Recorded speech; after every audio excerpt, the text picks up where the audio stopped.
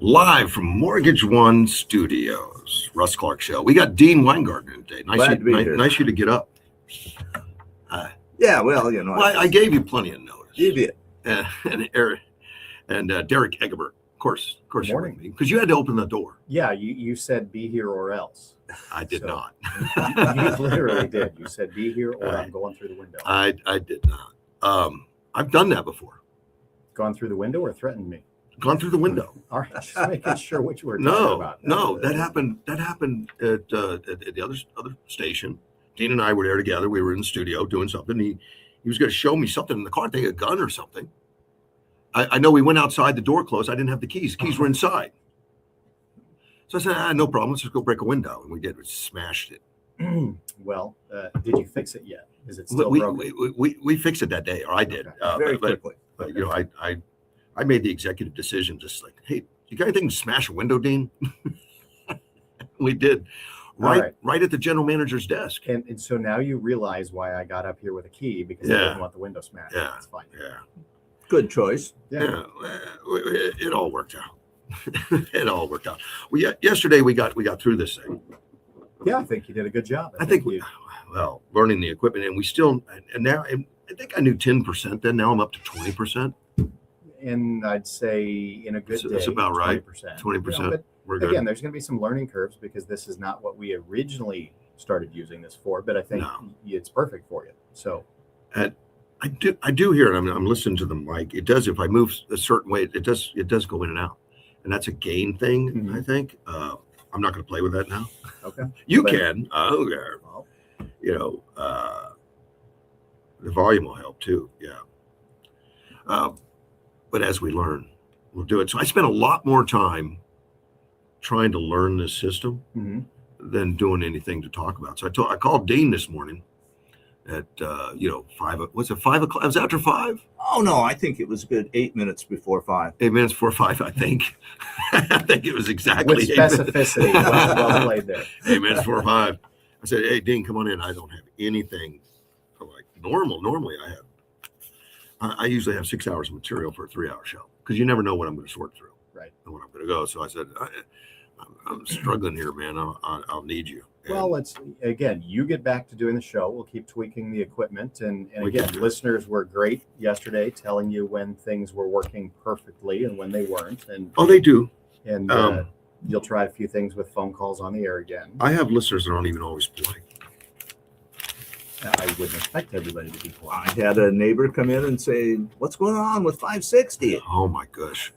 I've had so many messages and so many calls about 560 because there was no notice put out. Yeah. Your voicemail's full, just so you know. Yeah, it is. And that's probably why. There was nothing put out there at all. So, and I knew it was going dark, but I was told not to say anything. So I Exactly, and didn't, that's what I told my neighbor. I can tell you now, but Yeah, I couldn't say anything earlier. We knew it was going dark, but I can't pick up a phone and alert everybody. And I kind of understand that if you've got a commodity that's going to come off the shelf, you don't say it a week ahead of time because the advertisers and stuff Sure. may not like it. But because if everyone knows you're leaving, but if they don't know you're leaving, then they're still watching. So that's the good thing. I think the lack of notice doesn't help the viability, though. No, because now it's closed. It's not a transfer now. Now it's reopening. I have to admit that I looked up online to see if there were any legal implications of just abandoning a frequency. You checked the FCC? Yeah. I did too. And it turns out, no, not really, for about a year. Well, actually, it's 10 days. 10 days that you've got to notify. Yeah, Okay. but all you have to do is notify. No, there's more than that. You have to have a plan on how you reopen.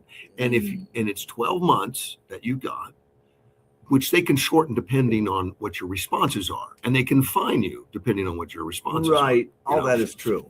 Yeah. But it essentially, there's But I don't almost know. no consequences. It's for a year. Yeah. Potentially a year. But it says shortened. Yeah. And I was kind of surprised. I thought it would be a shorter time period. I would think so. But maybe they're talking like catastrophe. What if Well, you're in an these- earthquake or These something? regulations were probably written in the 30s. Yeah. But they've got the ability to adjust. And imagine what the response is. I don't know what the station's rationale is. I was never informed. I was never taken into that. So it'll depend on what they sell. Well, I have to admit, yesterday, because I often listen to 560 because I like the mix that was on it. And I thought, oh, well, okay, I'm going to do this where I don't, I'm using my hands or whatever. So I'll turn on the radio. And I turned on the radio and heard static. And I went, oh, yeah. So again, it's part of the routine. You wake up, you listen to Russ or whatever else. Yeah, exactly. And so again, Russ, do you feel that you're out of your routine? Yes. Yeah. And so it's just going to take some adjusting where, okay, Russ, rebuild a new routine right now. Let's go. Oh, and we're working on it. So it's a work in progress. It'll take a few months. Okay. When I first started on the radio, I never had any radio experience other than I was a guest on a show once or twice. In fact, I was a guest on a show much less than you've been a guest on shows. And they said, okay, you got 3 hours and we'll see you later, and walked out the door. And that was it. I didn't know how to use the equipment. And that was the first window you broke trying to get out. Not really, man. I was intrigued. Well, sometimes that happens that way. Well, they just at the time, and that was owned by Clear Channel at that time. There was an all-female crew. We didn't have any guys in the building except me. They were proud there was an all-female crew, and they were all professionals. They were trained as journalists and everything. They brought this guy in that did auto parts and thinks he can run a 3-hour show with no problem. It wasn't happy, but and it didn't bother me. I don't care. So he just shut the door and left. And I got on air and I spoke for half an hour on news. I was just reading news, and she walked in indignant, turned my mics off, hit the buttons to play a commercial. Don't you know you need to play commercials? I said, no, how do you do that? And then she she showed me and went away, and that's all the training I got. I got that right then. I pushed this button. Okay. And play a commercial. And that's all. You don't have buttons just yet. I don't have any buttons. I don't have any commercials. No commercials, no music. So it's all Russ all the time. We should make some. Yeah, which is even if they're not real. Because normally there's breaks. Yeah. Station ID, everything. It was almost 2 hours before I took a break yesterday. I didn't recognize, how we'll get to talking, and sometimes the computer takes me over because I don't pay any attention to the time at times because I'm involved in a conversation. Yeah, so it's a different cadence for sure. Yeah. And I think it worked. So what do you got? Oh, you want to talk about something? I'm just coming up with what's your routine. And I know that if you get back to your routine, you'll be a much happier guy. My the routine, last couple of days, you've been grumpy, right? I have it. But it's not unusual for me. It's 6 o'clock. We don't get into things heavy right away usually. I usually ask Dean how his weekend went. Well, what we often try not to do is discuss the events of the day before the show, because then we've already discussed it. That was what we didn't do today. We didn't do that either. So there's plenty going on. There's a lot going on, and we'll get into some of the bigger stuff in a minute. I just want to talk about the Humane Society because it was in the paper this morning. They had an uptick in dogs and cat intakes. I don't doubt it. Stray dogs, stray cats. Yeah. In 25 versus 24, according to Annette Lagunas, total of 7,361 animals entered the shelter. That's a lot. It does seem like a lot. What was last year's, the previous? 13% less. I don't know the exact number, but it's 13% up. So about 800 less. Well, it's 7.2% increase in dogs. I'm sorry, 13% in cats. I just counted the cats. We've had a problem with feral cats for a long time. Do we now? In certain areas, yes. Yes. And there is the feral cat program working for you, do you think? I have not seen as many around this year. Okay. That's my Well, the whole theory is you spade, neuter, whatever, you get, to make sure they don't reproduce, you just leave them out there and they take up that little space and the other cats come around. But feline leukemia is rampant in the county, I hear. Well, there's places they are. But they took it until they had 1,007 surrendered by their owners. That's like 3 a day. Wow. It's a lot. Just the owners say, I'm tired of this dog. I want a different model. Take it. Or whatever the reason. It could be they're moving. It could be I have to go to an apartment. They can't take dogs. I don't know. It could be a multitude. Over the last year, maybe year and a half, I spent some time, 2 or 3 visits. And what saw at the shelter, I was really surprised at the large number of what appeared to be pit and mixed breed. Just seemed to overwhelmingly pit bull They became very popular for a while. Yeah, at the shelter. I mean, much more so than any other breed. Right. I'd say that a majority of the dogs there, it appeared to me. Well, and how many times is it the emotional, hey, we need an animal, we need a dog, we need a cat, we need something, and then 6 to 12 months later the emotion disappears and the commitment disappears. We found 2 dogs in a parking lot, and this is probably 10 years ago, and you took them back to the Humane Society. They checked and they were chipped, so they got the phone number, called the owner, and the owner said, well, I left them for my girlfriend. I've already moved to Virginia. And then when they called her, she said, those were his dogs. I just opened the front door and let him go. It's not my problem. So neither of them had the wherewithal to take care of those 2 puppies. I mean, we kept them for 10 years till they passed. But, wow. You think, okay, that's that commitment that you 2 knuckleheads went and got 2 animals and brought them into your home, and then literally when you didn't want to, you just open the door and let them go. That's how my parents had me leave, I think. We've heard that story. They raised me. And they kept saying, why do you keep coming back, Russ? It's difficult to me because I'm kind of a dog person. I don't have a dog now because I don't want the commitment. But, you dogs become part of the family virtually, and it's there's usually a very strong emotional attachment. Oh yeah, not cats though. I haven't seen it as much with cats, but there are cat people. There's cat people out there that just absolutely. Yeah. And there's that I think it's it's not a virus, it's a bacteria or something that cats have that when people catch it from the cats, it makes people more attracted to cats. Is that cat scratch fever? No, it's something completely different. And I was really surprised when I read about it because it literally is this bug that cats often carry, that when people get it, they like cats more. No, really? Did your kids ever have animals, or do any of your grandkids have animals in their homes? No, we never had a dog ever. We had a cat. When my kids were growing up, my wife got a cat, and that was about it. The dog I have now is the first dog I've ever owned. Okay. And that was given to me by my granddaughter because she thought I was lonely. Probably wasn't wrong at the time. Grandpa doesn't know how to make friends. Let's get this dog. So do any of your grandkids have animals? No. Okay, so you're the only animal person in your family. Yeah. Okay. Yeah, and I'm not good at it. Clearly, you tie up that dog with it 18 inches to run around the studio formally. Well, I grew up on a farm essentially, and so animals were a part of my life from early on.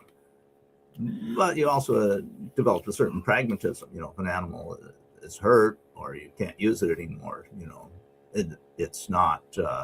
You learn that you have to put them down. So we subscribe to the philosophy of, I think Rudyard Kipling says, a real man kills his own dog. Is that legal now? It's becoming more and more questionable. I am amazed at. I hear this online, particularly. Well, you can't kill your own dog when they need to be put down. You have to have a professional do it. I hear that a lot. I don't think it's entirely correct, but it does happen. And if you botch the job, which I've heard of a couple of times, there are consequences. Yeah.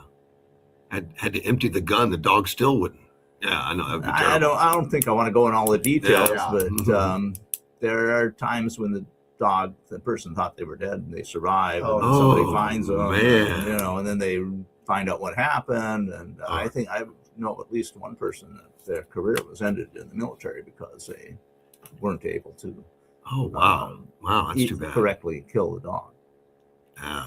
Wow. We just asked Christy Nome, I guess. Yeah, well, she apparently did a good job. I heard that and I thought, wow, she sounds like a real person who can do what's necessary. That was my take on it. But other people, it didn't work well for her. She killed her own dog when the dog had attacked people and bitten people, and clearly. But growing up the farm, that would have been a normal. Yeah, absolutely. Normal thing. If you had to call a vet every time you had to put an animal dog, you'd be bankrupt. You could possibly operate that way, and most farmers don't operate that way today. Yeah, but they don't advertise it. The Humane Society, get back to them, 2,670 adoptions, more than I thought. And they had 1,209 pets returned to their owners that they pick up, thanks to the chips. Well, and other things. I had a Facebook too, they said. But well, sure. A close friend of mine had a dog, very, became a very serious companion dog. I mean, it really kept the guy alive, and it escaped. And so we were just looking, and what had happened is that within about 2 blocks of the house, somebody had picked it up. And I said, well, I think I need to check the Humane Society. I went down there, and sure enough, the dog was there.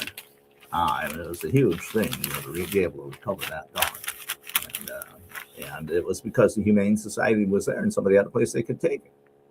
I have my dog chipped, but I don't have my address there in the chip. I put my business partners. So if my dog's gone, I'll just call my business partner, Chris, say, hey, is my dog over there? Yeah, alert him, Oh. Yeah, I figured it'd be better to have it go over there if something happens. Might be more stable. Could be. Maybe. At the time, I think you were living there, right?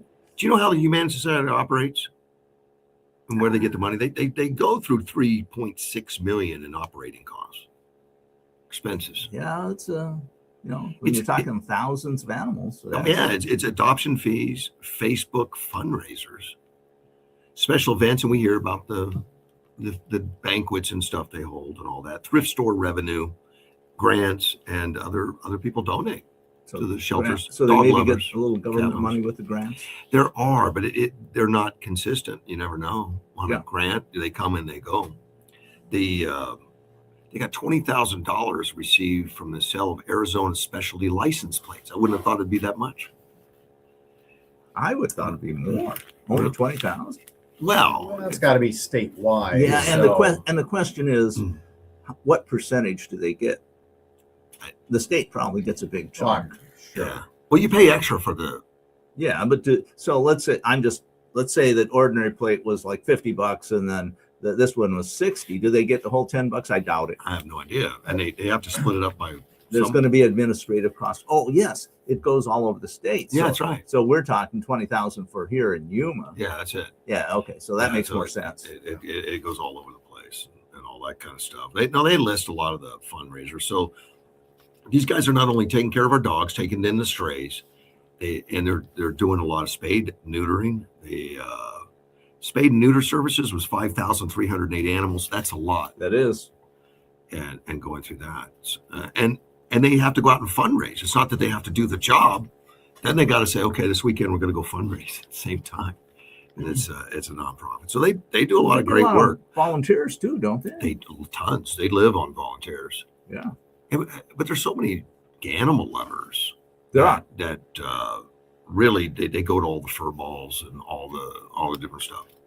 Take care of them. I'd say there are a huge number of people out there who like animals better than people. Yeah, that's a social issue. Yeah, there's people that don't know how to communicate person to person, and they just gravitate to sitting with an animal. Now they did to reference this article. I noticed that they went to a source to get some information. I'll read it to you. It's about one unspayed female cat and her offspring can produce more than 400,000 kittens in a few years, according to the internet. According to the internet. Now, I've never heard anybody do a reference like that. I've heard unknown sources or anonymous. Yeah, I have been using one of the I've never read a professional artificial intelligence programs, Grok in this case, and I'll mention it because it's been very useful in a lot of ways. But I also found out you have to check it all the time because it will give you false information, and then it'll defend that false information. And so it's when you say the internet, of course, we're immediately it's hilarious. Skeptical. Anything could be on the internet. But being somebody who is fairly decent at basic math, those numbers sound reasonable to me because it's a geometric progression. Well, yes, but it doesn't give a time frame. It said few In years. a few years. Yeah. I'll bet you in 10 years, those numbers would make sense. And that assumes that they all 400,000 survive and they kids. all reproduce and Wow. they all have enough food, which, of course, are real constraints in the world. Yeah. Well, you ever been to the Humane Society? Yes. Here, it's a happy place. I mean, It appeared to me to be well run. yeah, I think they do a nice job. And there seems to be a lot of animal lovers inside. I mean, the volunteers what and all you'd that stuff, they expect, all like you what they're know. doing. It's a necessary function, and it's Yeah. positive that we have somebody who is willing to do it and go through all the work and the management. There are a lot of small communities that don't have it. Well, and where does that all go then? Well, I know I'll talk about the way it was 40 years ago. Yeah. Okay. Back then, there'd be an animal wandering around and somebody'd call the local sheriff's office or whatever, rural community we're talking about. And if that animal didn't appear to have an owner, they just kill it. Hey, I have a listener that asked if she can call in, I guess, and the answer is yes. And it's going to be on my cell phone. It's going to trial and error. We don't know how it's going to work. It didn't work that well yesterday. We played around a little bit with the controls. We may have made it worse. Yeah. But Find out. But the phone number is my cell phone number. That's why I got hooked up to the board right now, at least temporarily, is 928-941-0304. And we'll certainly answer it and see if it works out. We have no idea how that's going to be in the long run, anyway.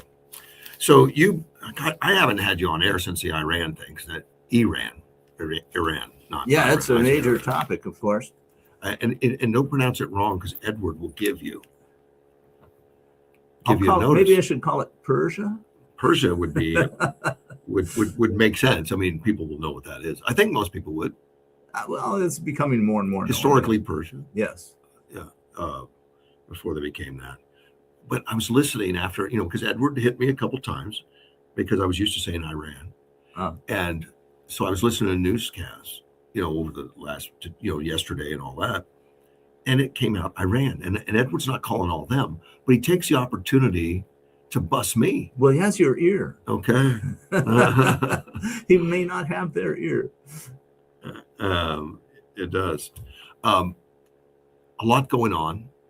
And like always, we don't know the details. We know what they tell us. That's going on. But what we do know is how people are taking it, the political wrangling.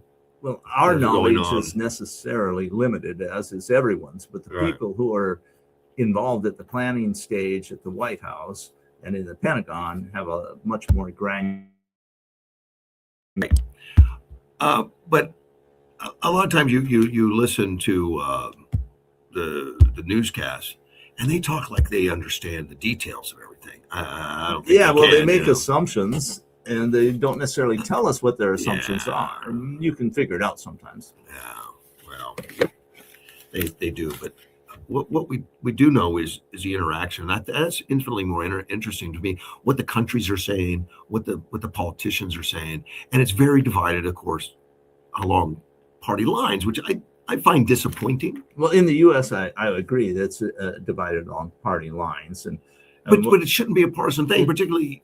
It's not so clear that it's divided along, say, religious lines for the foreign situation. What we find is that it seems like almost all of the Islamic countries in the Middle East are pretty happy that Iran is being taken down. Right. And they signed a letter, many of them, and it was Saudi Arabia and Kuwait and Qatar and some others, that signed a letter with the United States, all of them to combine as a pack, condemning Iran to stop shooting the missiles into civilians and stuff like that, which is noteworthy for them to do that in unison with Israel, U.S. What I've been Saudi reading Arabia. for quite a while is that those countries, which are most of the neighbors of Iran, are not happy with the way Iran has been working, because it has sponsored all these terrorist groups, and there have been attacks on them, but they have not been real willing to put it out in public. According Now they're more willing because the attacks have been more direct and obvious. according to, and I think this came from Rubio, because he's involved in all this negotiations and working with the other countries, that what they say privately and what they say publicly are two totally different things. Gee, who would think it? Yeah. It's called diplomacy, I think, and that's common. But they'll show support for Iran, and then Or at least not condemn them. or not condemn, and then tell Rubio, yeah, go get them, we're with you. Yeah. Oh, I think yeah. that's correct. But here's the problem with that: when it's Rubio or the Trump administration or whatever, is to go back and then you've got a lot of people within the United States that are condemning him for a baseless attack. I mean, like Adam Schiff. Well, that's just crazy. It is. I mean, Iran has been at war with the United States for 47 years. Here's right, but here's what the and we do have a cell phone. It rang loud, but let me. That was my fault. Let's take it and see what happens. You're on the air. Hi, I'm Mary. Good morning, Mary. I'm Mary Dewana. How are you? I'm very high to hear you. Happy. And I ran so far away. Anyway, hey, I went to one of those Humane Society fundraisers Okay. because I love animals, and for $60 a plate, they gave me 4 dog treats, and they gave me a saucepan full of water, and then we had to get on the ground and be one with the animals. That was supposed to be food for you, though. I think. Yeah. No, we did eat them. Oh gosh. Dogs are practically people, yes. Oh, you ate the dogs. Yes, we ate the dog treats, and then we're like, waiter, more water, and then we had the sausage on the ground. Well, I think that gets you in jail, Mary. For here. Well, that's what they put. All right. Thank you so much.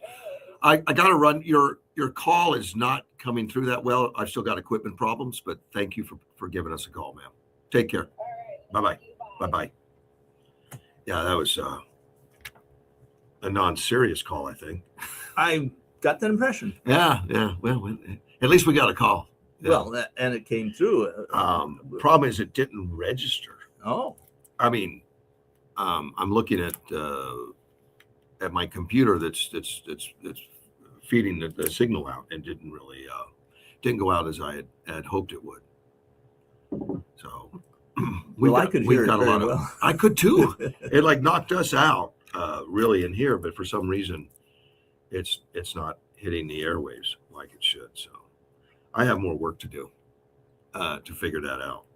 Well, getting back to Iran a little bit, I saw something on the news feeds yesterday, that was interesting because it showed video that people had captured, because everybody has a video recorder in their cell phone now, of 2 American pilots that came down, and that were the planes. I think were shot by friendly fire. There were 3 of them, I thought, but I only saw the video of 2. Okay, and I was looking at the pilot. I said, that pilot looks feminine, at one. And there was, I think, I'm trying to think of which country it was in, but the local ran up and said, "Are you okay? Are you okay?"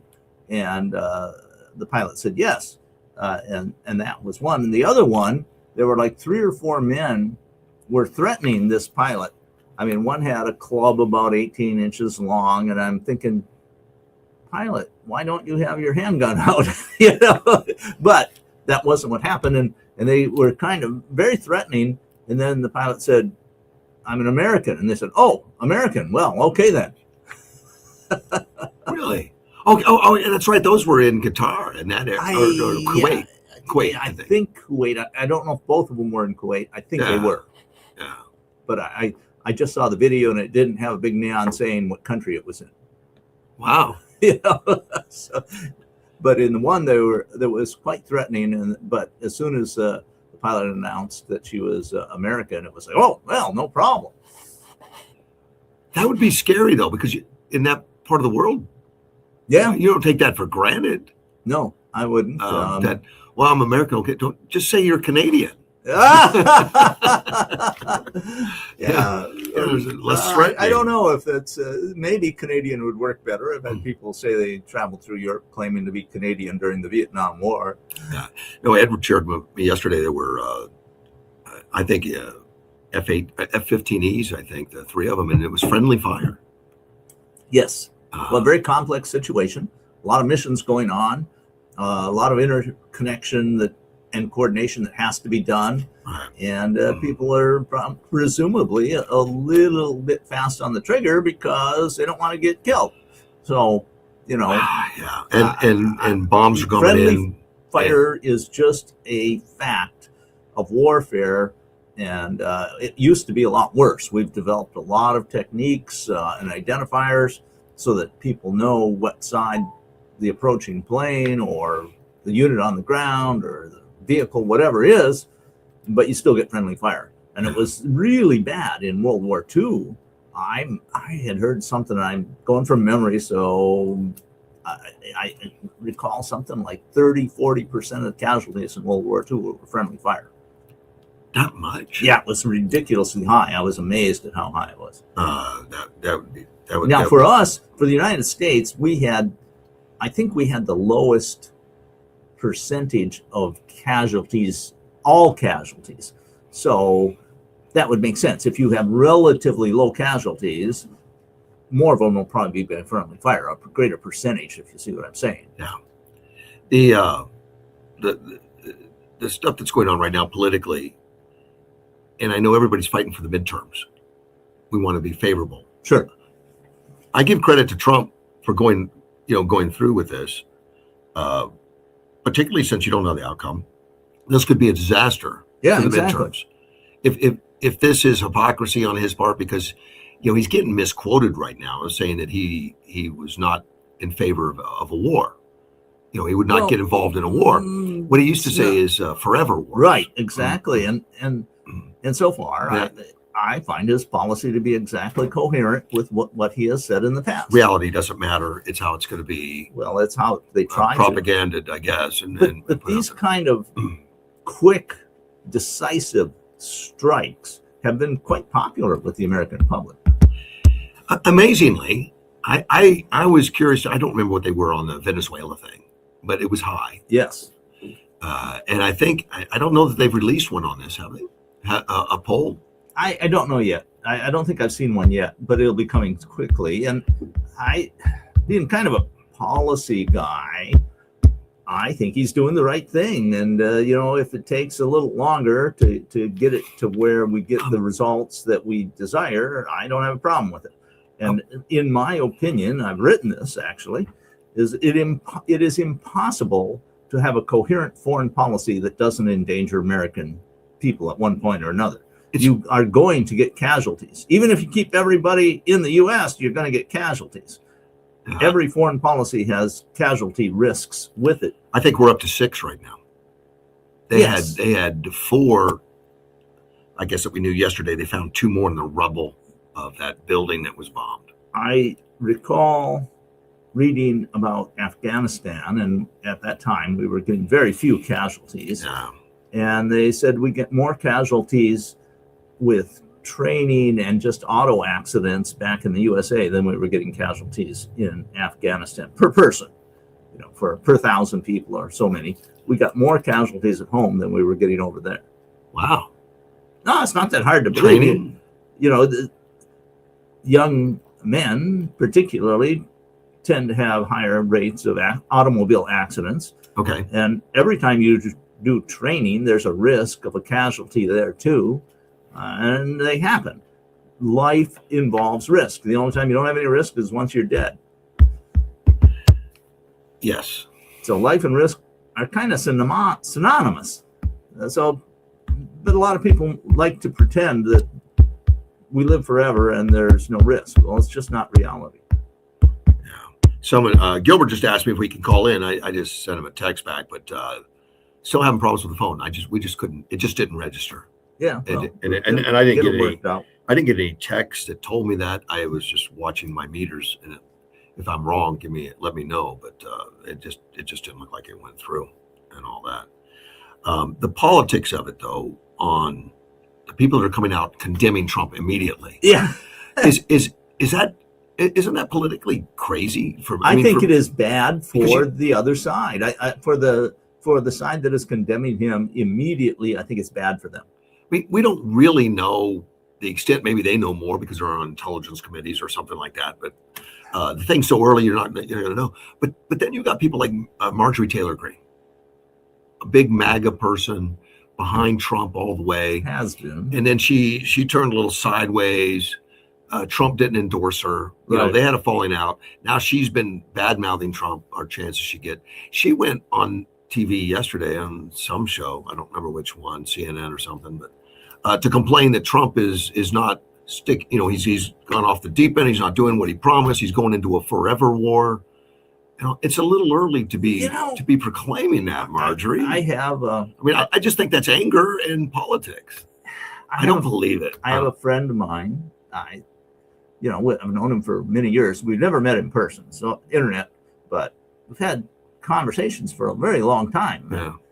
And I'm not going to say his name, but he immediately condemned the strike on Iran. And I'm going, what? And I was surprised, but he did. And I don't know what his logic was. Well, but he claimed Trump was getting us into a war that he said he wouldn't have, but that's not what's happening. One of the talking points, and there are talking points, they do exist, imminent danger. And I don't know if you've heard the term imminent danger being thrown around, but that's it. And that has to do with the War Power Acts. And if the president can do this, if there's imminent danger, and he said there was no imminent danger. So many feel right now that the left is saying, well, we don't have imminent danger. It's not happening.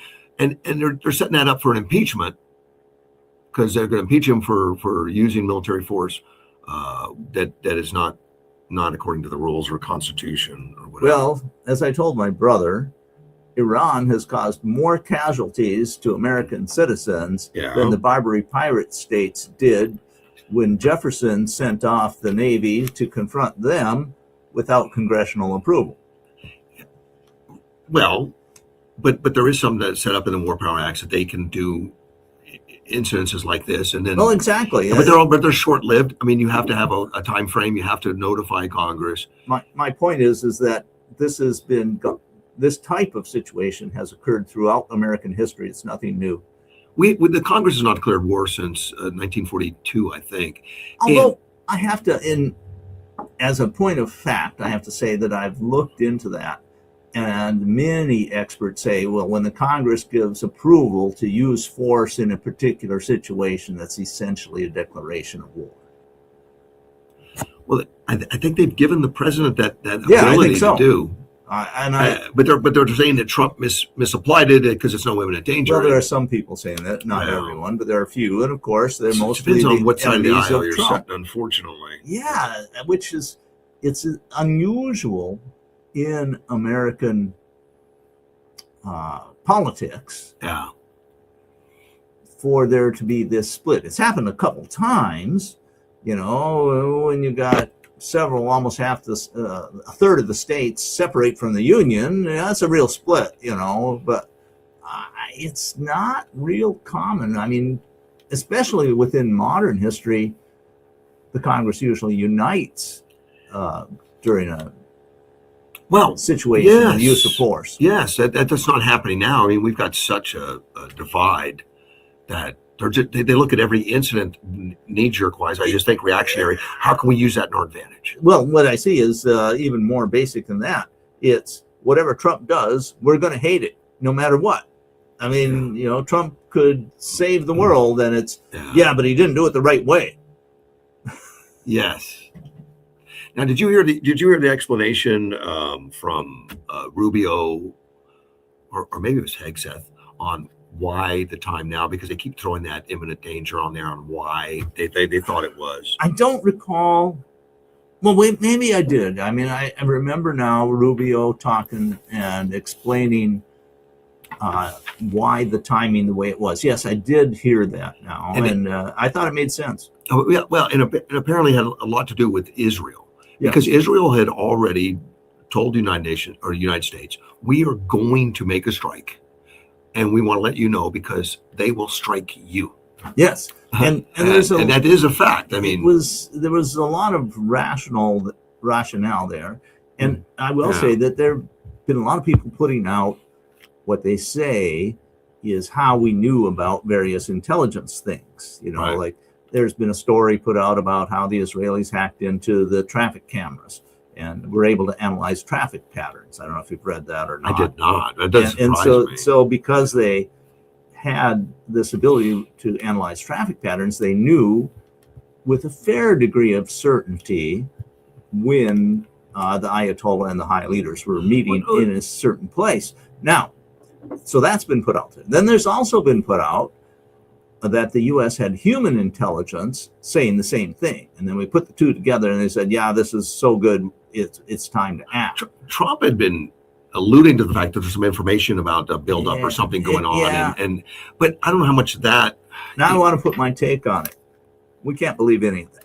Right. Because you're like that on a daily basis. If you put out details about how you got intelligence, it's no good anymore. So I suspect it's over 50% probability that neither of those stories is true. But when Trump was talking about that Iran has been put on notice and we will go in, right? I think Iran believed him. I think we believed him. I mean, Trump Trump doesn't do that just to. Trump has been very consistent. Much better at doing what he says he's going to do than previous presidents. Certainly much better than Obama or Biden. Yeah, and so they knew it was coming. Well, they were preparing. But in their wildest dreams, could they really believe that they could hold off? Yes. For one thing, I really believe that Ayatollah and many of the people around him are true believers in this Islamic Armageddon philosophy, that if we just do the right things, we can bring about the end of the world and then we'll all be happy. Oh, great. You know, everybody gets killed off and we end up in paradise. I think that's false. Yeah. I think that they are now learning that it's false, but I think they believed it. And remember, many of the people who are a very strong Islamic faith believe that the best thing that can happen is you can die as a martyr to Islam. Then you go directly to the best paradise. And so they want to be martyrs, and we're willing to help them out. Yeah, that's nice of us. So, you know, it's a win-win, I would say. That's nice of us. I have read that some of these other Gulf states are actually going to potentially join. Yes, I've read that too. Which is where it should be. I mean, it's their part of the world, it's their neighbors, it's their life at risk. But how much of it is opportunistic? Well, because we don't know what's going to run. I have been extremely impressed with President Trump's ability to bring Saudi Arabia into the fold, so to speak. Yeah. And the Crown Prince right now is a reformer. He's doing more reforms to improve the lives of many Saudi Arabians, especially women, than anybody else before him for at least 100 years. And so I think President Trump, in real politics, has done exactly the right thing in courting him and supporting him. They've shown that early on. As soon as he was elected, they gave him an airplane. Yes. And some people give you like a knife or something, you know, some kind of trinket. They gave him a 747. Well, that's a good thing. I think that was a very positive thing. And we have one of his political opponents, who claimed, at least in part, to be an American journalist at one time or another, was killed off, if you recall. I do. In a pretty brutal way. And that was used by Trump's opponents to say we have to stop all relations with this guy. Well, that type of thing happens in most of the world, most of the time, when you are too vocally critical of your leader. And so it's something we may not like, but it's a Biden did not. reality. Biden didn't have good relations with them at all. In fact, he jumped all over the death of journalists Yes, right away. which I thought was not smart of him. But then Biden did a lot of things I didn't think were smart. Yeah, and I think they were just happy to have Biden gone and have Trump in there. I think so. I think that because Trump is a stabilizing force in the world. Now, You can rely on him to do what you would expect a leader of America to do. I'm more naive on these things than you, and I tend to go along with stuff more than you do. You're a questioning guy. You're not I'm trusting. very skeptical. It's my nature. How much do you believe the celebrations in Iran that we've seen on the internet, where you've got crowds celebrating and putting and holding up signs supporting Trump? Well, I've seen that from around the world in various countries around the world, from England, Australia to the United States. I have not really seen it. I've heard of it in Iran itself. I think it's just much more dangerous to do it in Iran. And from what I am reading and hearing, the coalition of the United States and others who are attacking Iran right now are saying, stay indoors. Bad things are going on. We don't want you to get killed. Yeah. But when you have the chance, rise up and form your own government. So it's not an easy thing to do, dude. No, it's not. And so I have not seen the evidence that you're talking about of people dancing in the streets in Iran. I've seen it in other places. Well, there's some, but there's not. The internets are shut down. A lot of stuff shut down. It's hard to get stuff out. Right. But there is some. As far as running the country and going in there, anytime you have a vacuum like this, and there is a vacuum of some kind now because of all the leadership. In fact, there was one leader that took over for Ayatollah, and he didn't last long. Right. But it's a fluid situation. But who is strong enough to come in and say, "I'll run the country"? Well, one thing I saw a commentator make a claim about, and I thought it made a lot of sense. He said, we may well get an independent Kurdistan out of this. The Kurds have been fighting for their own country for many decades, and that's in northern, isn't it? I think there's a Kurdish region on the border between Iran and Iraq. Okay. And I don't have a map in front of me, and I'm not expert enough to say for certain where that may happen. But I think it's plausible because the Kurds have been trying to do this for a long time, and this is an opportunity. Yeah, I understand they haven't been treated well. That's what I have read. Yeah. Okay, I'm looking at the map now. It's on the north side, and you're right. It's on the east and on the west. They're kind of split up a little bit. So I think that's a real possibility because Iran's military capabilities are being degraded as we speak. They've been tremendously degraded already. And if I were in charge and trying to get what I think is proper, I would be looking for intelligence about where there's any nodes of Iranian government left and trying to decapitate those and trying to encourage members of the Revolutionary Guards, for example, to defect and to say, we don't support the theocracy anymore. We want a free Iran, something like that. But usually the organizations are going to step in or just that. They're just going to be an organization. And Antifa or, the Muslim Brotherhood or Hezbollah or something negative. Well, that's a very it's common a possibility. Thing. And I don't know how it'll go. I know we have the Shah, or the son of the Shah, who is in Europe somewhere, maybe France. They haven't been back for 47 years. Right. I mean, are they there going to is a movement to try to put him in place right. as a leader. And I don't know if that'll happen or not, but it's the closest I've seen to an organized attempt to develop an alternative government. But it's got to happen, generically. It's got to happen out there. It's got to happen in the wild. We can't force it. And if president puts somebody in, it's never going to work. Right. You're correct.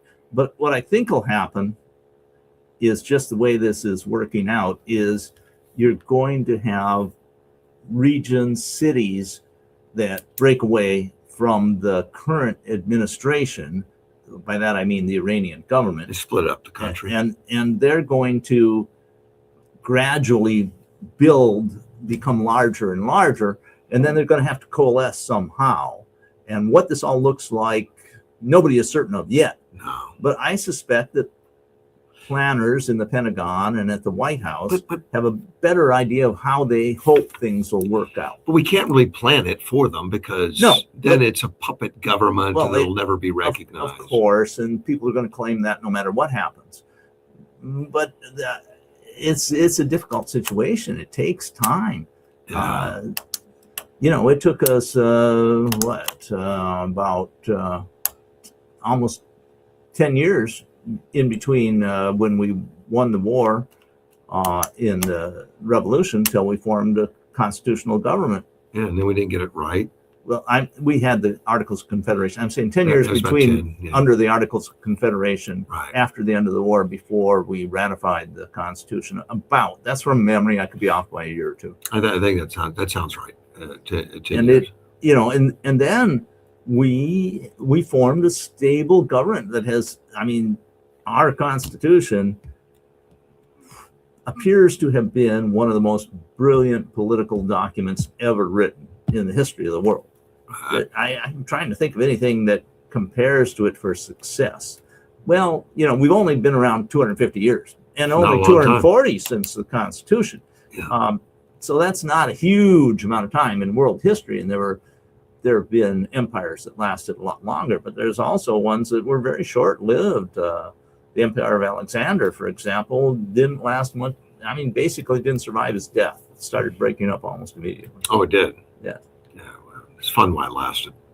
Well, he was an incredible person, but, he died kind of young, as I recall. But, you look at Sparta lasted for, I don't know, several hundred years. Right. Very limited, very small state, and they knew that if they got bigger, they would not be able to hold it all together, so they kept it small, and it lasted for quite a while. But today events move much faster. Yeah, I certainly haven't heard of anybody that's favored, but Russia, China have an interest in all this. Well, they do. I don't know. And their I don't know response has been deafening by its silence. I haven't heard anything. I was waiting for the response.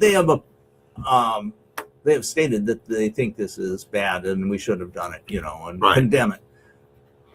But they haven't really done anything. And if you look at how Trump has done his strategic, he basically gets Russia out of Syria.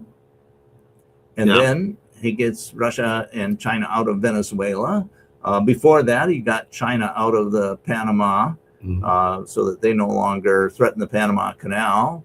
And now it appears to be effectuating a change in at least Iranian policy, that they no longer will threaten the United States and possibly form a different relationship with China and Russia. We only got Canada doing that. That's the only one. Well, yeah, and they'll have elections coming up, I hope, pretty soon. Yeah. I understand Carney is not super popular, but we will see. Yeah. If you look at the big picture, Trump is doing amazing things in foreign policy to shape the world into a much more U.S.-friendly world. Yeah. It's not getting recognized heavily in our press. It's not getting recognized. No, it's more overseas. Well, you see it, yes. I think overseas, but if you look at people who are trying to analyze foreign policy and seeing what's happening, that it's talked about there. But much of our old media is so anti-Trump that they just won't even talk about it. Yeah. Originally we heard that it may last a week. Now we're hearing it may last 4 weeks. Yeah, I don't find that hard to believe at all. If you want to get change that is going to last, it's going to take some time. How quickly can some form of alternate governmental entity be created? It can't be done overnight. It sounds like it's been compared to Venezuela, that we're trying to do so. Of course, we did in 12 hours in Venezuela. What it's going to take a week now. And the reason Venezuela works is because you had a succession right then. They didn't wipe out the vice president, Right. Rodriguez. And Rodriguez was scared enough to say, I'll play along. That's what it appears to be. And also they were so far down. I mean, Rodriguez, from what I read, is a communist. Yes, absolutely. And although I think that is a pseudo religion of sorts, Right. it's obvious that Venezuela was in real bad shape. And it's also obvious that President Trump offered them a way out. Hey, we'll take the oil, but we'll sell it and we'll give it back to you under conditions. You know, you get some money back. And so they immediately, situation in Venezuela was likely to improve. In Iran, it appears to me that the existing power structure doesn't care about the people in Iran. And there's at least one quote floating about that the Ayatollah said something like, well, you know, if we bring about Armageddon and we have to sacrifice the people of Iran to do it, so what? We win. Yeah.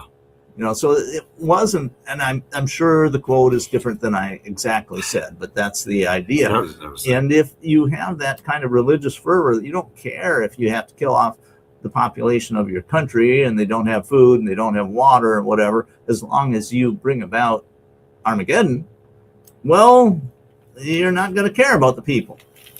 So it doesn't matter if things are bad in the country, as long as you can sell your oil and thereby finance your armaments.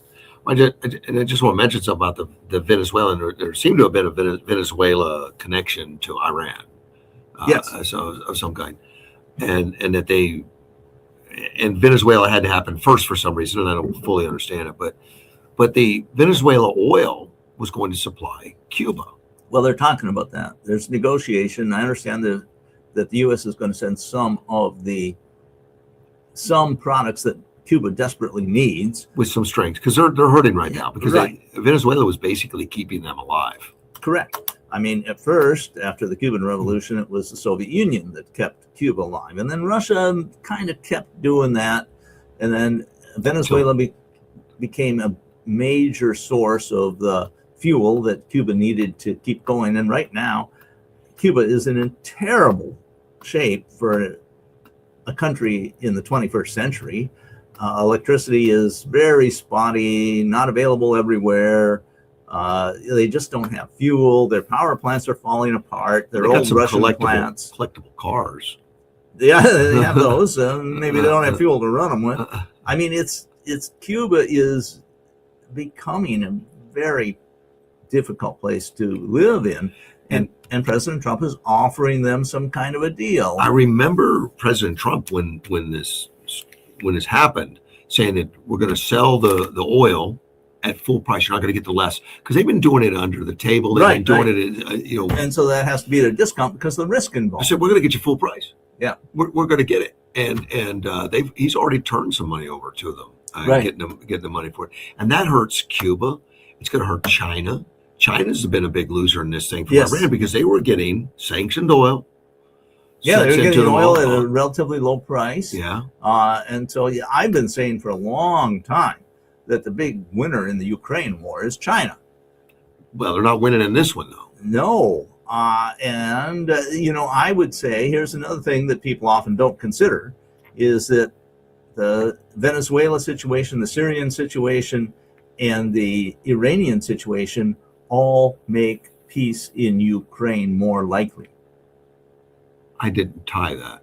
Because Russia had Syria, no longer has that as a backup. They no longer have Iran as a backup. Iran was sending them quite a few drones, by the way. Well, and they make their own now using the Iran's. And Venezuela was an ally of Russia. So you're taking away these allies. That reduces support.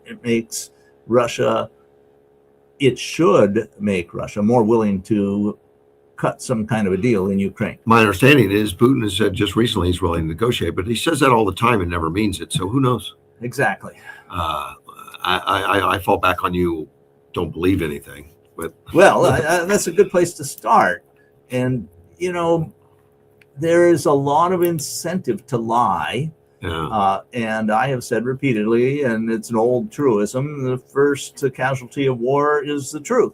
And both sides in any war have tremendous incentive to practice what we call information warfare. Right. And that is you try to shape the information that comes out in such a way to be favorable to you. That doesn't just necessarily mean public opinion, though that can be important. It means you want the perception that's out there to act to be in such a manner that it helps you win the war. You know, since we're talking about Ukraine-Russia war, and you've been of a different spin. I've been watching a lot on that. I didn't want to ignore it, but I've been watching a lot on that, and it looks like Ukraine is actually making moves where they're taking territory back and taking. That's the latest I've heard.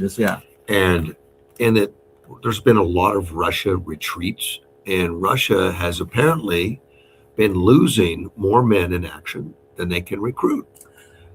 They have difficulty recruiting sufficient people in Russia. There's been plenty of indicators of that. I don't know if it's exactly the balance you're talking about, where they can't get enough to replace what they've lost. Those are some of the reports. Of course, those reports come from exactly. Ukraine as much as anything. But in my view, Syria, Venezuela, and Iran all make it more likely for Russia to come to the table. And what may happen, we also had this report that Starlink was able to cut off support to illegal Russian use of Starlink. And Putin has been screaming about that, but he never legally had it anyway. Right. So the more difficult it is for Russia to maintain what it has or to advance, the more likely they are to be looking at a negotiated solution. And it works for Ukraine the opposite way. The more that Ukraine has success on the battlefield, the less likely they are to try to say we want a negotiated solution. So Zelensky's been out absolutely saying we want it all. We want it all. Right. Because he sees that he's making headway. Well, and if that's what's happening, and I don't know enough to say for sure one way or the other. To me, it's been a stalemate, kind of like World War I.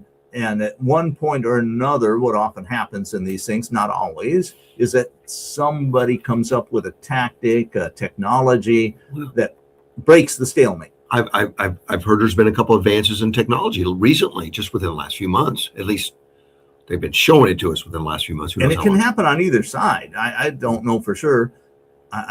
Some people say, well, Russia cannot possibly lose, and my response to that has been, but Ukraine just has to survive. Well, Ukraine's one of their biggest disadvantages is people. They're a smaller population. They don't have as many people to reach from. But Vietnam didn't have as many people as us either. Right. And Afghanistan did not have as many people as Russia. I was just getting to their strategy. Ukraine is they do a lot more tactical retreats to trap more soldiers, to make the battlefield, make it more costly to Russia than it does to them personnel-wise. Traditionally, the people who are defending are able to inflict more casualties than the people who are attacking, but that only works necessarily on relatively small scales. Well, my understanding, at least what they're putting out now, they've got a new commander now in Ukraine that has flipped that, and he's now on the offensive, and it's catching the Russia by surprise. Well, Ukraine has always used offense when they felt they could to their advantage. I mean, there have been several different offensive moves by Ukraine over the last 4 years. So it all depends on what works. Well, they're claiming more success right now on doing that for a couple of reasons. The Starlink, which you just mentioned. Yes, I think so. And there's another one. The drones, a new different type of drone, and their effective use of a land-based drone, not a drone in the air. But they've got these drones on tractors, yes, all that is true. I just can't see enough of it to know. I mean, if I were, somebody was saying, make a decision based on what you know, say, I don't know enough to make a decision. Sometimes you have to make decisions whether you know enough or not. But I've been listening to their commentary, right, and a lot of pictures, and I didn't know they had these little vehicles, maybe just maybe 5 foot long, 4 foot long, not huge, and it's just on a small track. And it's got a machine gun that goes anti-personnel. And I didn't even know they had stuff like that. And they have been at the forefront of surface and subsurface drones on the water. They have had tremendous success with that. And and it's partly because they don't have much of a navy anymore. They never did have it much, and the Russians had significant naval assets they could lose, and they lost a lot of them. I didn't think they had much of any navy. Like they scuttled their one ship that was a prize initially, just so the Russians didn't capture it. Right, but the Russians have lost significant naval assets. They lost the submarines, the Moskva. The Moskva is what I was thinking of. Was the biggest ship they had there. That was their pride. That was their fleet. And I mean, it's, the Black Sea is no longer a Russian lake. No, and they've got those underwater drones now that are going after ships. I'm using that to illustrate that they are been very innovative with drones, and it may be that they have a significant technical advantage.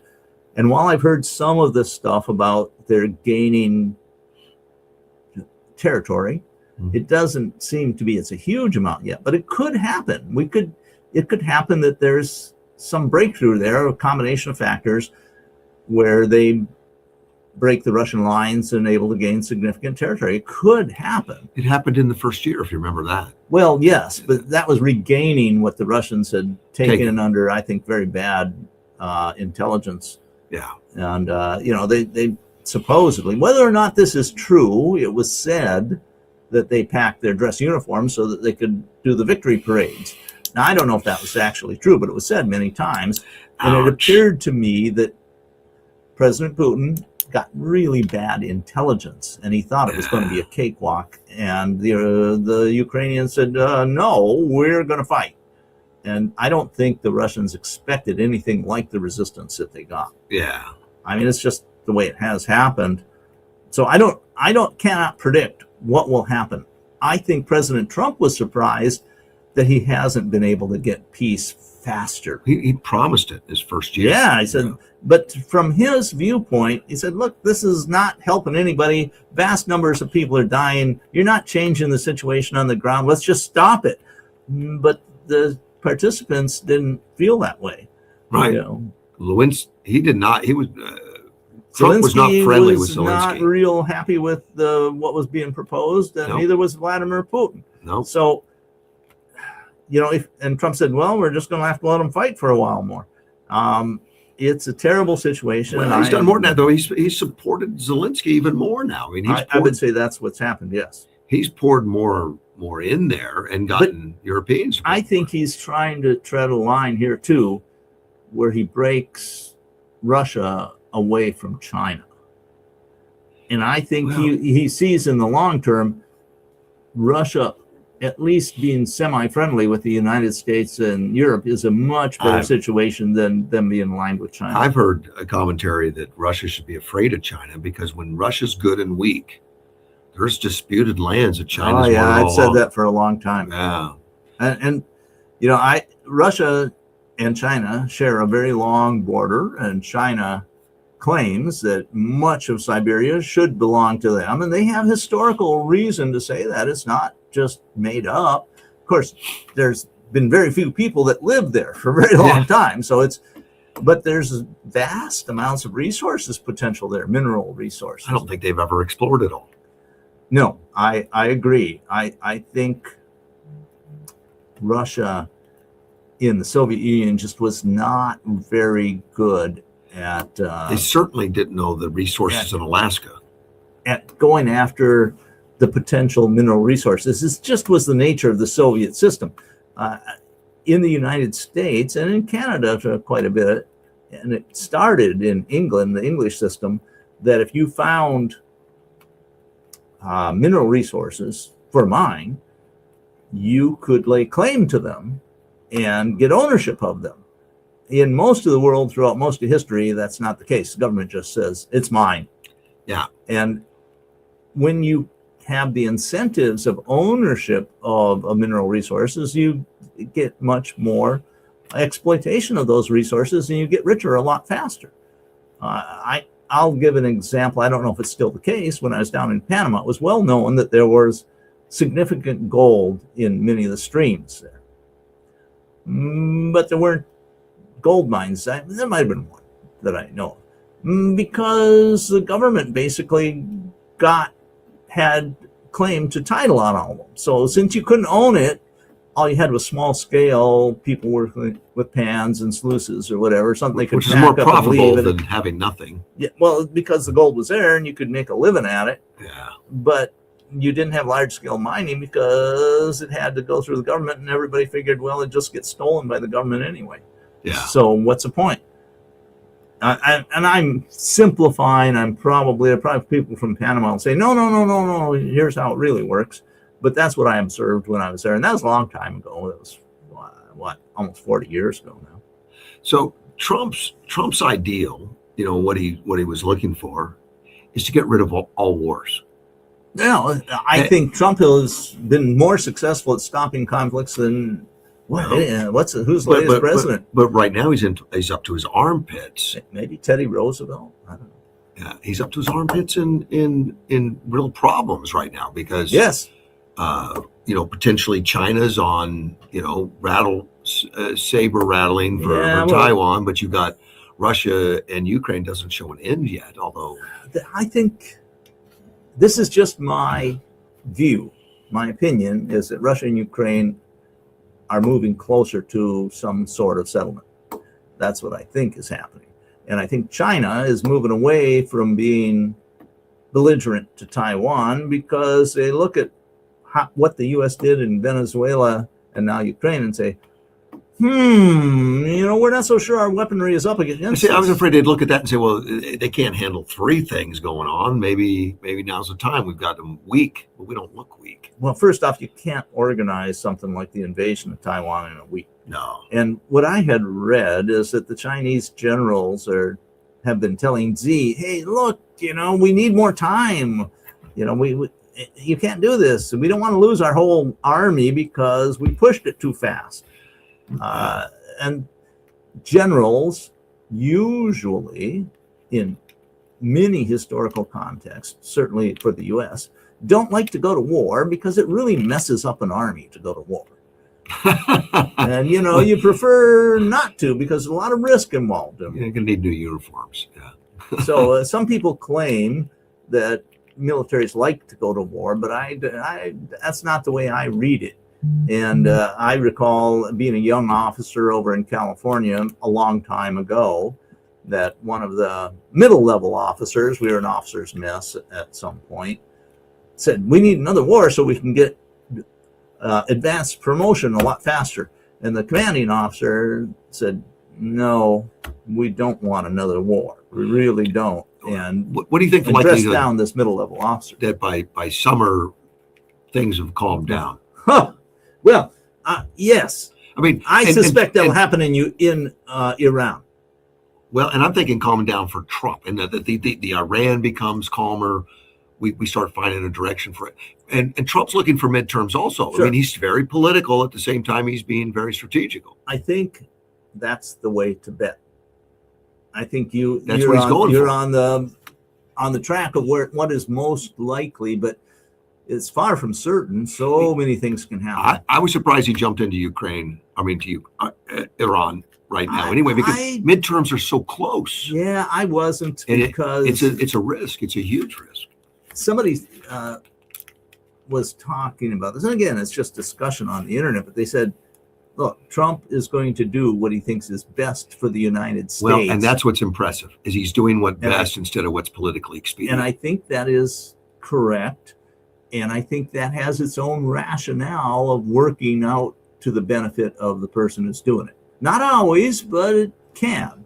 Do you believe we were in imminent danger enough to give him protection, that he's following the rules? Oh, yeah, absolutely. I mean, I do too, but of course I- that's not I- what you're seeing politically.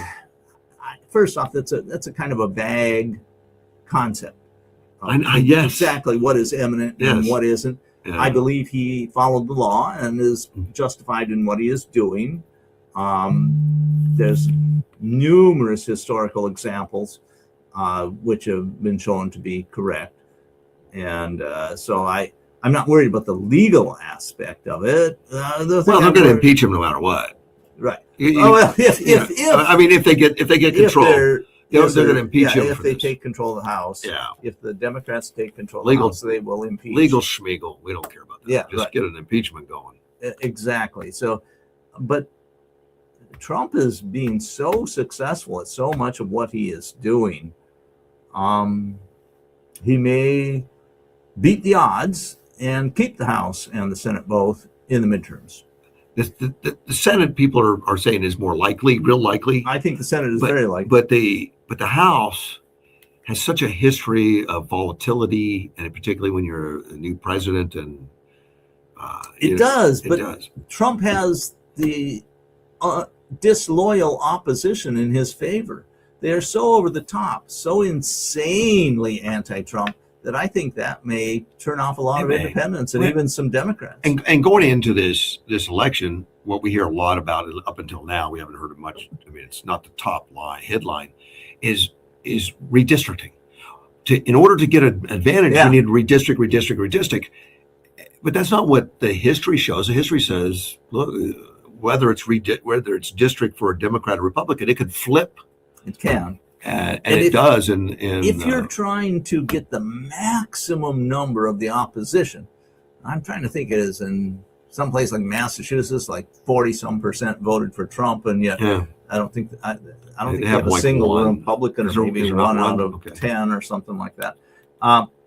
If you're trying to get the maximum, you have to make them slim majority districts. So slim, it's dangerous. And slim, it can be flipped. Yeah, more easily. Right. Anything can be flipped, but more easily. The thinner you go, the more trouble you're putting out there. So that's a potential danger, and the Supreme Court has not been real sympathetic to states that want to redistrict to for racial purposes. My fact checker was not happy with you saying get rid of wars. Get rid of wars? Well, we had just said that because we were talking about we're talking about Trump. Wars. Yeah, Trump wants to get the conflicts down to reduce the killing. So here's his comment: get rid of wars? What are you saying? Remember the great slogan of the 60s and the 70s: war, what is it good for? High profit margins and seriously improved earnings per share reports. Yeah, well, there is a great industry. I mean, a great. There's this thought out there. It's been around for a long time. Really popped up during World War I or just afterwards. That said, it's the arms manufacturers that push wars. In my reading of history, that's not correct. Remington had this fantastic, I believe it was Remington, had this fantastic contract with Russia prior to World War I. I don't know, a couple million rifles. It was a great contract. Well, then Russia had the Bolshevik Revolution and Remington essentially went bankrupt. So the idea that arms manufacturers always benefit from wars, it's only if you win and only if the people you have contracts with actually pay you. Well, you should pay up front when you're in trouble of going to war. In the U.S., we've been winning wars consistently for quite a while, so arms manufacturers have done well. Yeah. But there are places where they didn't win the war and the arms manufacturers didn't do well. I'm told we're coming in good on channel 24 on Q Broadcasting. I don't know if we joined that thanks to Jonathan. Jonathan Towns and Alexander said, why don't you put it on that also? So apparently we need more avenues since we don't really have a signal. Yes, we don't have a broadcast signal right now. Yeah. But, thanks, Jonathan. We will see what happens.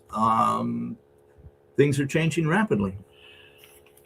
Yes, just like they are internationally. Just like they are there. I'm going to take a break real quick because it's been well over an hour, and we don't have a clock anymore. It's telling me when to do that. So right. I'm just going to turn it off for a minute. I don't even have music. We need some fake commercials. Fake commercials, Heine wine or something. Maybe we'll get some fake commercials, but not today, not tomorrow, I don't think. But probably over the weekend, maybe next week we can get that. So I'll be right back. Hang in. AM 5. No, we're not. We're not AM anything. We're not anymore. We'll be right back. At the moment. I turned down the mics. I just need a bathroom break. Yeah, I figured.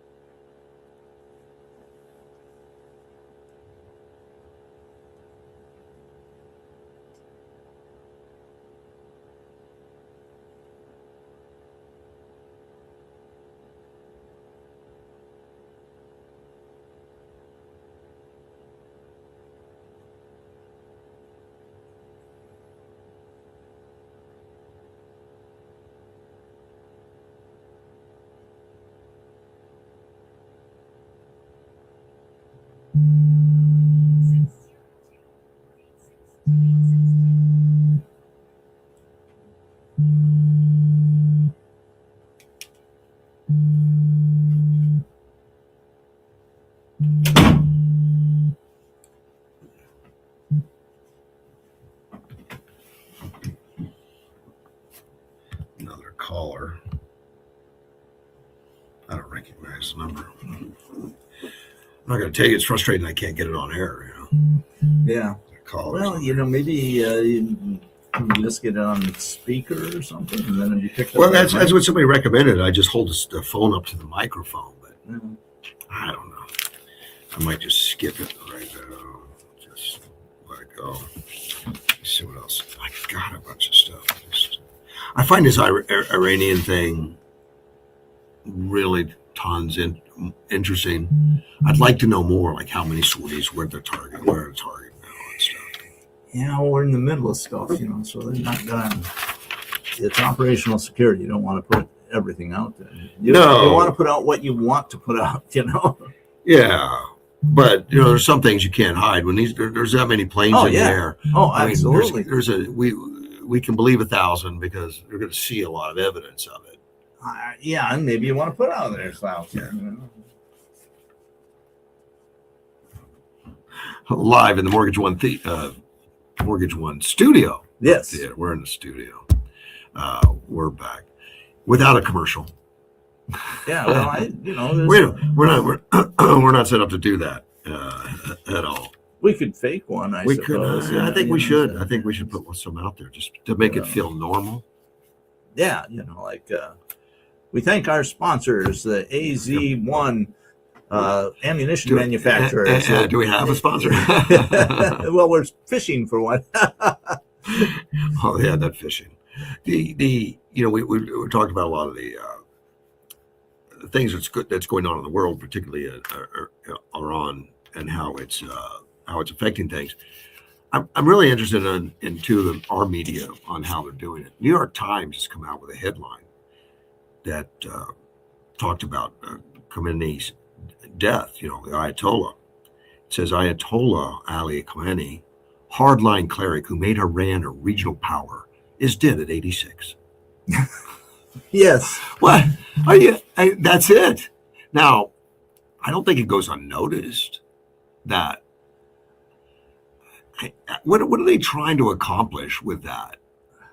Are they trying to separate themselves somehow from everybody? I don't know. I mean, it's a statement of fact, I guess. Yeah. But, I would think they'd put a little context in there, killed in a combination U.S.-Israeli strike against Iran and the early morning or in the morning of. But they do a little obituary in there, and they say, with his spectacles, Palestinian kef, long robes, silver beard, Ayatollah Khamenei cast himself as a religious scholar, as well as a writer and translator of works of Islam. He affected he affected and magnanimous aloofness. And I had to look that up. That means like you're an uncle figure. Sure. An uncle. Well, aloofness, running the country from a perch above the jousting of daily politics. That's what they had to say about him. Not that he just murdered 30,000 of his kinsmen within the last month for protesting. Yeah, it's kind of outrageous.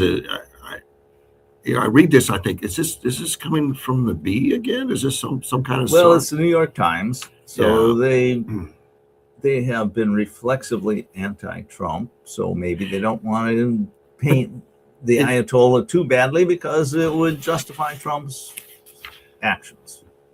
My guess. I think that's it. I think that guess is right, but I think that's just ridiculously far to prove a point that I'm going to be anti-Trump no matter what. I will embrace the devil to be anti-Trump. Yeah, the Ayatollah was our enemy as declared by his regime for 47 years. Now, was only in power for about 35 or 36 of those, I think. But, when you continually chant death to America, it means something. Well, they said it doesn't. Oh, that's just a thing we do. That's all. Yeah. Don't worry about it. It's just a thing we do. A lot of comments that go out on X, trashing the New York Times, which I think they look for. I mean, they're obviously said no one's going to understand us because we're misunderstood. But they don't care, I don't think. But I like this one from Tim Fenton. He's a Judicial Watch. And he said he reacted. They said, well, you should just put mostly peaceful. Mostly peaceful. I mean, Ayatollah. Iran has been the source Yeah. of most of the violent problems in the Middle East for 47 years. I mean, they are the inspiration for the Islamic rise in terrorism. They're the inspiration for 9/11. Yeah. Yeah. Well, instigators. I It's not don't inspiration. know how much we have been able to trace. Well, we know direct- it was actually Saudis on those There airplanes. were. Mostly Saudis. So it's and there are a lot of Sunni. I mean, Islam is divided into essentially two major groups, Shiite and Sunni, and the Iran is Shiite, and most of the rest of the Islamic world is Sunni, and so Right. but Iran has taken such a hard line on we must recommit war against everybody else, which is the rest of the world that's not Muslim. And that is in the Quran in various places. So many Muslims have said, well, Iran's doing the right thing. So even if they're Sunni, but there's this split. And that's one of the big reasons why Saudi Arabia is not happy and has become an enemy of Iran, is because Iran treats them as illegitimate. The Washington Post did a very similar obituary. In fact, he says, with his bushy white beard and easy smile, Ayatollah Khomeini cut a more vernacular, again, uncle-like.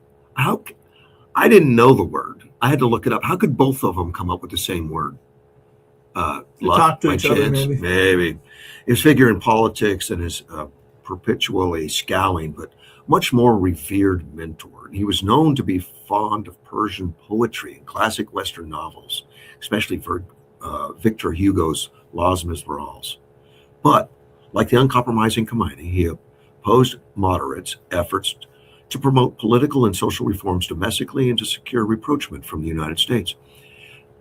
Just as glowing reports of his existence. It treats him like a Western political figure. Yeah. I mean, it's kind of odd, Yeah. but they're trying to, it appears to me, that they're trying to shoehorn him into their worldview. Yes. And at the same time that the Bush administration particularly is exposing more of and reminding people of the problems of the last 47 years, most of which has been him. I don't know how long he's been in power. He's not the whole 47, but like 30 or something. He's 30, been the longest. 35, around there. I'm trying to remember. And the amount of Americans that have died indirectly or directly because of his influences and the things like Yeah, it amounts to the thousands is what I recall. Yes. And yet they're putting these glowing reports. He's like an uncle figure with a nice smile and a jolly ho, ho, ho. It's a strange way to look at things, in my opinion. Yeah. I mean, they could just as easily say his stern visage as a strong upholder of fundamentalist Islam, something like that. You could go that way. So they chose to go this way, and I think, from my viewpoint, it's because that way they can go after Trump. And I think that's the only reason they would. I would guess. I don't know what's in their head. Maybe they really did love him. I mean, it's like, I hate. I try not to use. It's like calling Stalin, like a beloved uncle figure, or maybe you try not to use Hitler, but saying Hitler had a firm military bearing or something like that. I mean, it's just. It's odd. It's a little very odd. But they don't care. They're not trying to make reforms at the New York Times become more mainstream. Well, and I try to look at these leaders of other countries, and he was the leader. I don't think he was a popular leader, but he was the leader from a Machiavellian point of view. Is what are their goals? What are they trying to accomplish? If you look at Churchill or Hitler or Roosevelt or Stalin, they all acted in Machiavellian ways to keep power and to accomplish things that they wanted to accomplish. And I think the Machiavellian perspective is a useful way to try to figure out what people are doing and trying to do. They killed a lot of their own countrymen Sure to they remain did. in power. Absolutely. And that seems to be the way of a lot of countries. We, in World War II, and just go back there, we were the best at protecting our troops. And Okay. everybody Yeah. acknowledged it. Okay. And after us, and pretty close, the British were pretty good at it. The Soviets were terrible at it. They just used troops. They just threw them at the Nazis, and but they could lose 5 people for every one that the Nazis lost and still win, Right. and they did. And so, and that was one of the reasons that the Germany lost the war against the Soviets, is they could, in all of their military characteristics, they figured if they could kill 3 of the enemy to every one they lost, they were going to win. Well, they were killing 5 and they lost. So their military calculations were all flummoxed because of the idea that you'd be willing to lose so many people and it wouldn't destroy the army. Well, the Soviets had lots of armies, and they put huge numbers of people on the battlefield, and we supplied them. Almost all of their transport came from us. I think they were which trucks? And they still celebrate that as the Great War. The Great Patriotic War. Yeah, that they single-handedly took the Nazis out. Well, they couldn't. How to put it? We would not have won without the Soviets on our side, in my opinion, and they couldn't have won without the material aid they got from the West, particularly the United States. It was crucial, but it was also crucial that they were able to supply the manpower. Right. So, I mean, and people have claimed to me that World War II was a foregone conclusion, that we were going to win no matter. I disagree. There are so many places where it appears we could have lost if things had gone a little bit differently. Now, what would losing look like? I mean, yes, exactly.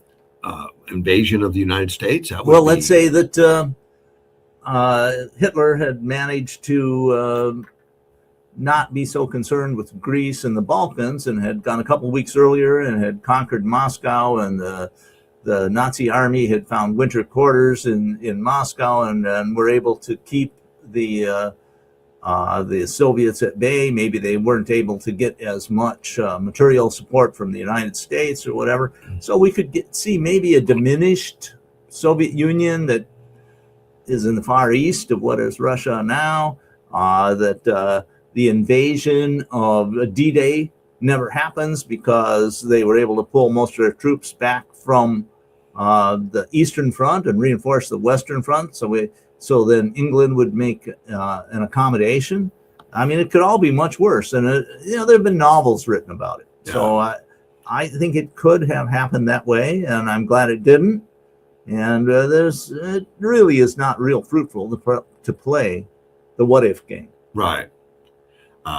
But I know Japan at one time, they understood that we had so many hunters, firearms, and stuff that being on the mainland would be tough. Well, there's a quote that supposedly one of the Japanese admirals made, and I don't know if it's correct. I've tried to hunt it down, and it seems like there may have been some statement made shortly after the war, maybe during the war, that, and the quote is that there'll be a rifle behind every blade of grass, and there's truth to it. I mean, first off, Japan was smaller than the U.S. population-wise, and there were lots of people with rifles in the U.S. who probably would be willing to fight back. The Japanese were used to fighting the Chinese, who maybe had one rifle and a few rounds of ammunition for every third guy, and they were not fed well, and the Japanese could banzai charge them, and they would break and run. And when the Japanese tried those tactics on Americans armed with M1 Garands and 30 caliber machine guns and Thompson submachine guns, it didn't work. We killed them off about 100 to 1. Oh, really? Favor. Oh man. Yes, that's what happened when we had a defensive situation and the Japanese charged us because they were running out of food. We were very successful in breaking their supply chains.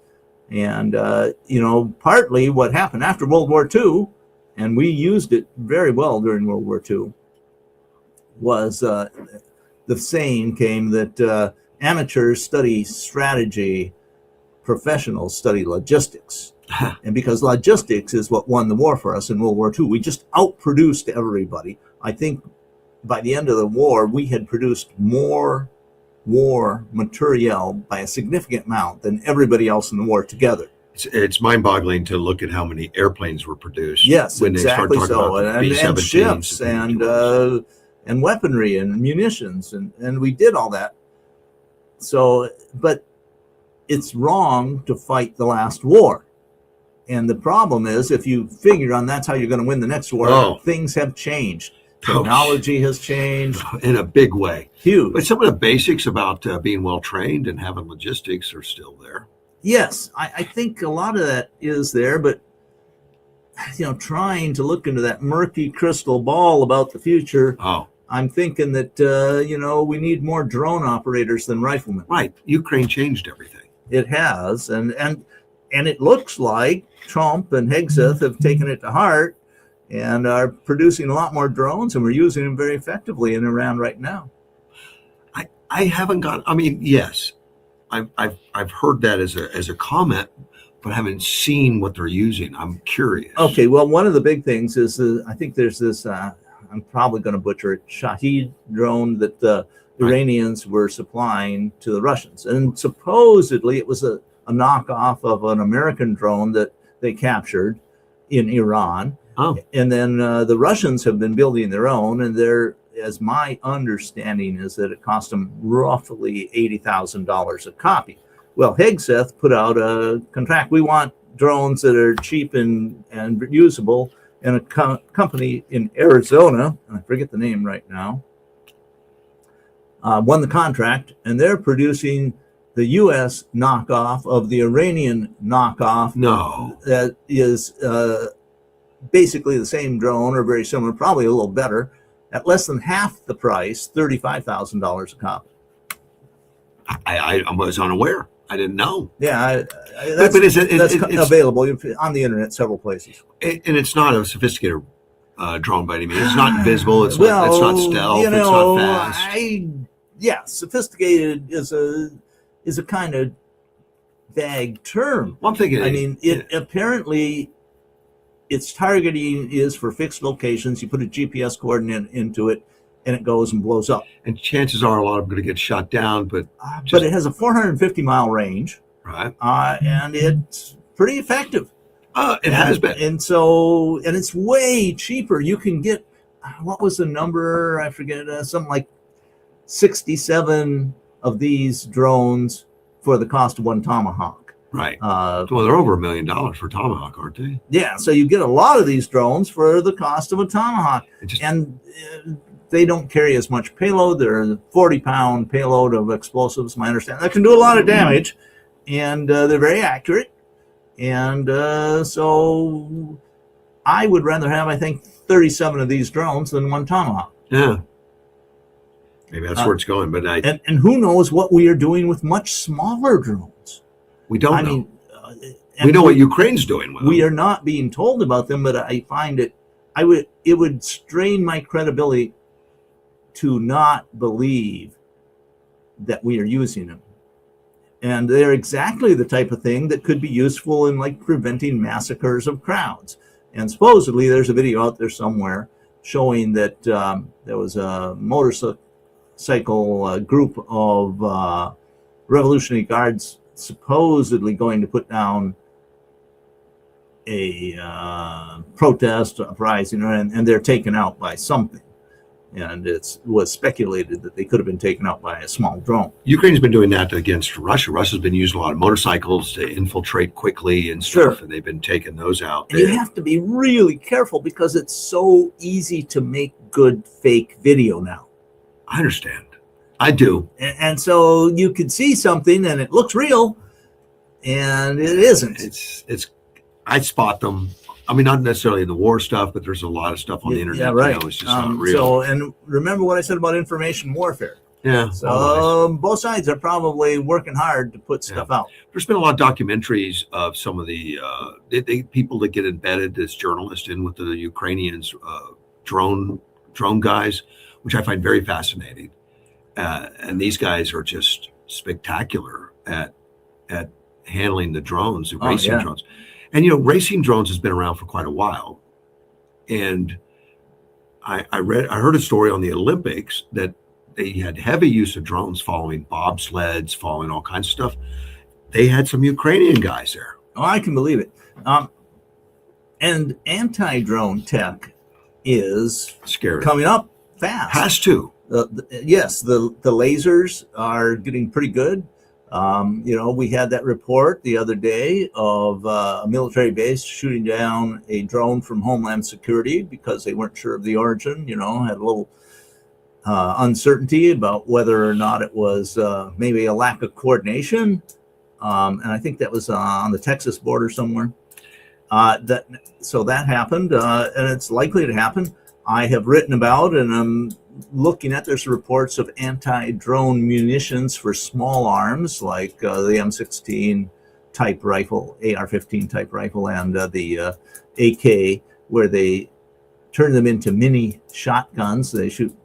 The idea is they shoot a number of tungsten pellets. There's something I don't like about per that. shot. Is you've got to be pretty close. Yes. And so you haven't got time to miss. It's like skeet shooting, but it's more more serious. It's better than not having any way to respond to them. I know. And these they have very limited range of under 100 meters. But some of the imagery we got out of Ukraine is these drones are within 20, 30, 50 meters. And people on the ground can't do much against them. Except run, and you're not faster than a drone. Right. Find out. And so there have been shotgun shells. Fiocchi particularly is making some shotgun shells that they call anti-drone loads. A lot of them use the tungsten super shot, which is much denser and carries a lot further than lead shot. So, and then there's a microwave. You aim a microwave that's strong enough at a drone, you fry its electronics. They've so got there's a lot of different possibilities. They've got small sports planes in Ukraine. Yes. That they put those microwaves on for, it's like an EMP type effect that just wipes out their electronics. And they just fly these little sports planes. Yes, and I've heard of the relatively slow prop planes being used with somebody with a shotgun to take out. I haven't heard that. But I saw the one with the the EMP type deal, and these sports planes are doing 160 mile an hour or something. It's nothing mind blowing, Right. but the drones are going much slower. Well, right, and you have the small prop plane. A lot of them, their stall speed is down around 50, 60 miles an hour, so you can travel at the same speed as a drone. One of the problems with shooting down something that's traveling a lot slower than you is if your stall rate is slower than the speed it's traveling at, you tend to overshoot it. Well, the ones with this microwave or whatever they're using, they only have to get close, and it's just done. Well, yes, They burn up the electronics. I and kind of like there's it. measures and countermeasures, and all this goes back and Plus, forth. there's not going to be these bullets all over the place. And Yeah. they could land somewhere. It's true, but there's a Russian plane that was very popular, extremely successful, used heavily in World War II, and one of the designations for it is U-2, and it's a prop plane, Right. and it can travel at 50 miles an hour easily, and it's credited with downing a U.S. jet in Korea because the jet was dropping its speed so much that the jet stalled out. Didn't have to shoot it down. And they lost the jet, and it's the only prop plane ever that is credited with taking out a jet.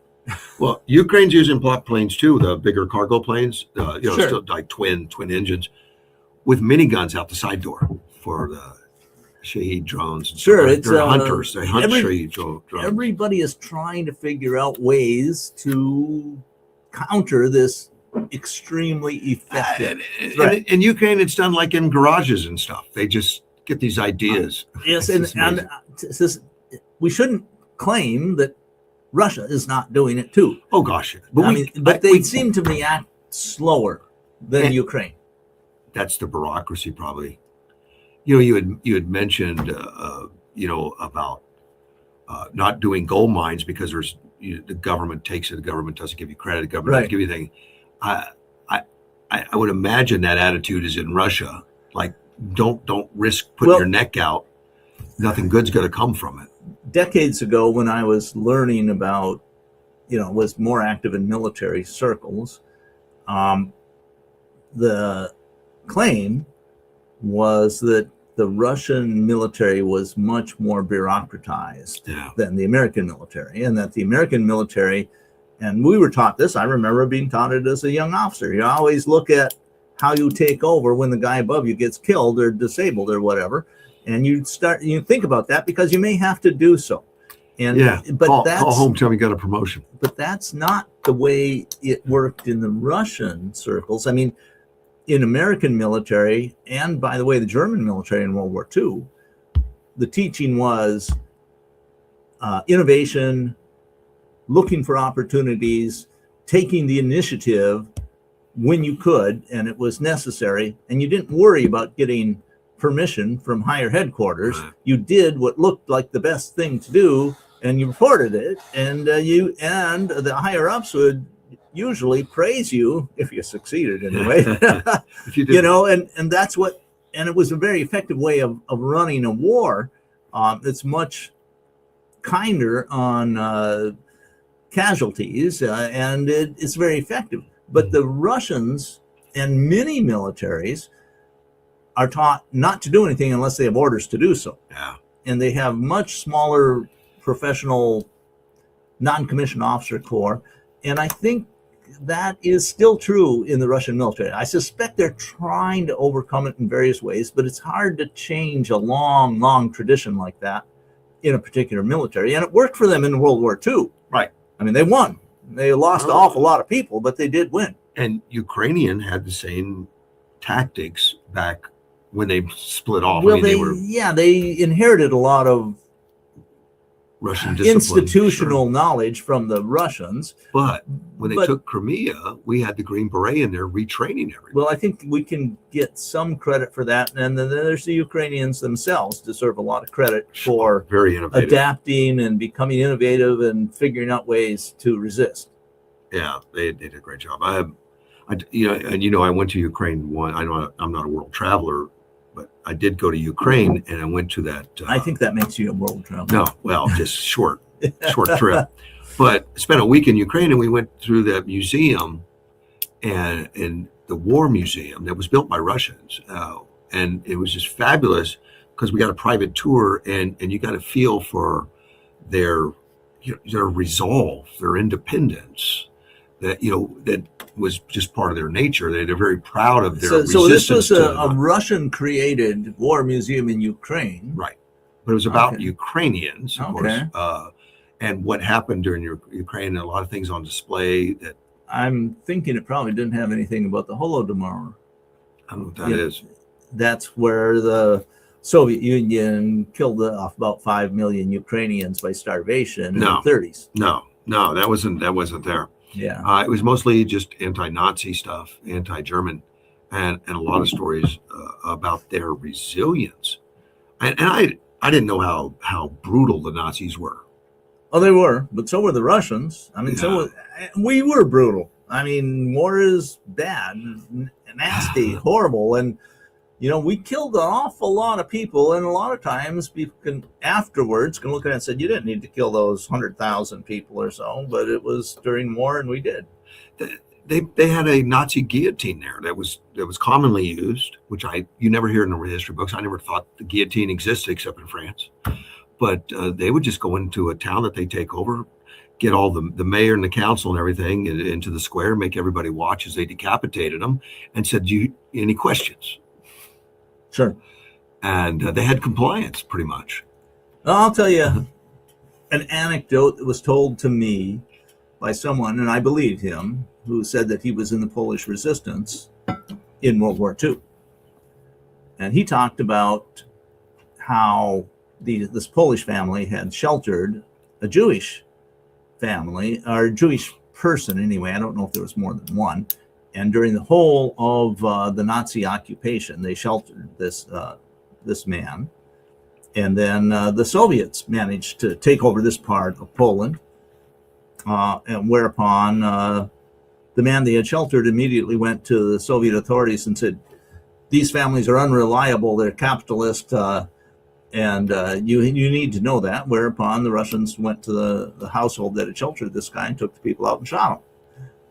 So, brutality happened both ways, lots of times. Yeah. And I'm not trying to claim that this person, because they were Jew, were inhumane. I'm claiming they were ideologically communist, and that overrode their what you would think would be gratitude in this case. Wow. Unbelievable. Yeah, I mean, the fellow I talked to who said that he was in the resistance, he told several stories, and they made sense. When I looked at as much history as I could say, they matched up with the facts. I think he was telling the truth. I got a story here about Tim Waltz, because he needs to be noticed. He's trying really hard, and I would think he's gotten so much bad press. He's not running. He's not running for governor again. I don't know what he's doing. If I were him, I'd be taking a lower profile personally. He comes out constantly to complain about Trump, complain about everything. Although I think he's made a deal with Trump, and that's why they took away the Border Patrol from Minneapolis. It appeared that there was some kind of deal made. Yeah, they have the police involved now to working with. Yeah, they're much more cooperative in Minnesota now than they were. So, but he's got such a bad image everywhere. Tampon Tim. He's not overcoming that. Yeah, no. Well, and he's not running. So why does he feel the need to be in the media? So he comes right away to go on to X to post, his dislike of Donald Trump, and he says, "No new wars." And if I went out there and put "no new wars," I doubt if I'd get any attention. Probably, I don't usually post things like that. But he's going to attract a lot of attention for some reason. I suppose, but so he's just getting slapped around. People laugh at him. Why would you? Does he not figure it out? I don't know. I mean, he's. I really, it's hard for me to get inside his head, or try to. He's losing popularity, it appears to me, in Minnesota. Yeah, not like you say he's not running, so he's not trying to get on a ballot. What's he trying? Is he trying to reform his image somehow? I think so. For history, maybe. Look how long he's been a governor. He's had people go to rallies for him. He's had accolades thrown his ways. Yes, he has. Especially by the Somalians. They're very happy. Oh yeah. With all that stuff. So they on X, he's just getting all beat up. Some Republicans are saying, "Will that affect your Somali kickbacks?" Well, there's a tremendous amount of fraud that has happened there. It's under his watch, and at the minimum, I believe that he has gotten a lot of campaign donations from characters that are turning out to be pretty shady. Yes. Yeah. Today is a vote day in Texas. It's a primary. I'm just kind of curious where that's going to go. Now, does this include the federal Senate? Yes. Yeah. Okay. So that's a very interesting race. There's 3 Republicans that are in there. Yeah. All 3 of them are MAGA. All 3 of them support Trump. All 3 of them are all together. Trump is not. He hasn't picked one. No, which is good. Yeah, I think so. If you've got 3 good ones in there, I mean, if you had somebody in there that Trump was not going to work with, he would point it out, I'm sure.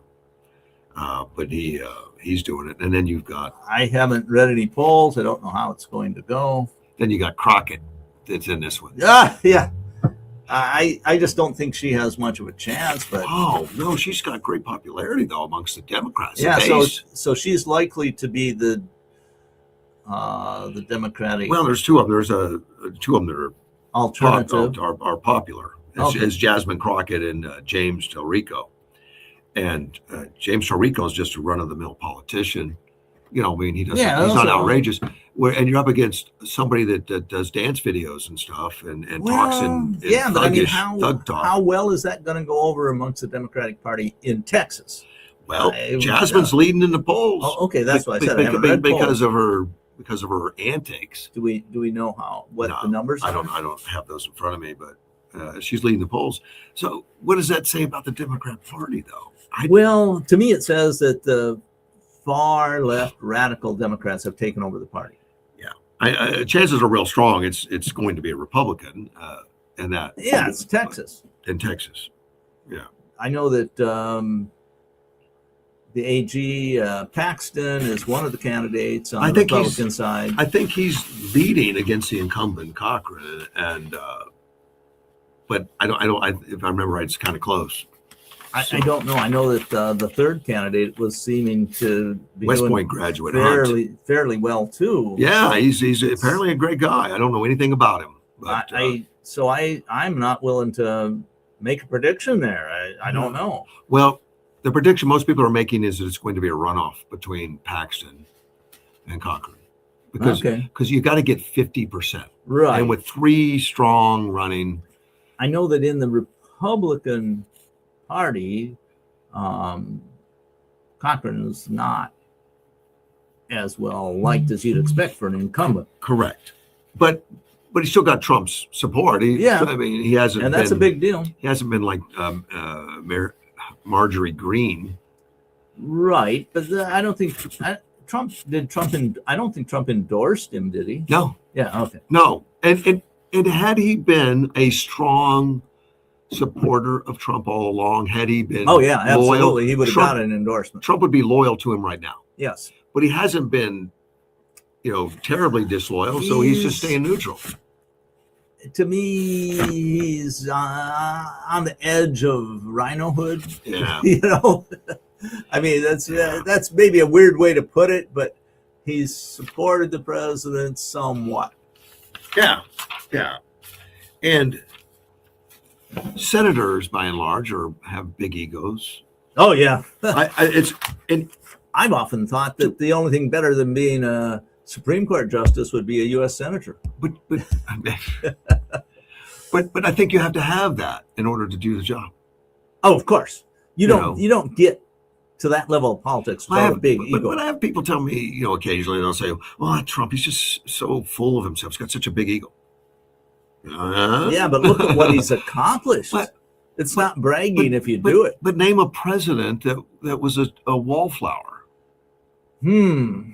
Yeah, I'm not thinking of any right off. I mean, there's some more outrageous than others, obviously, but I guess if I had to come one that was close, I'd say maybe Grant.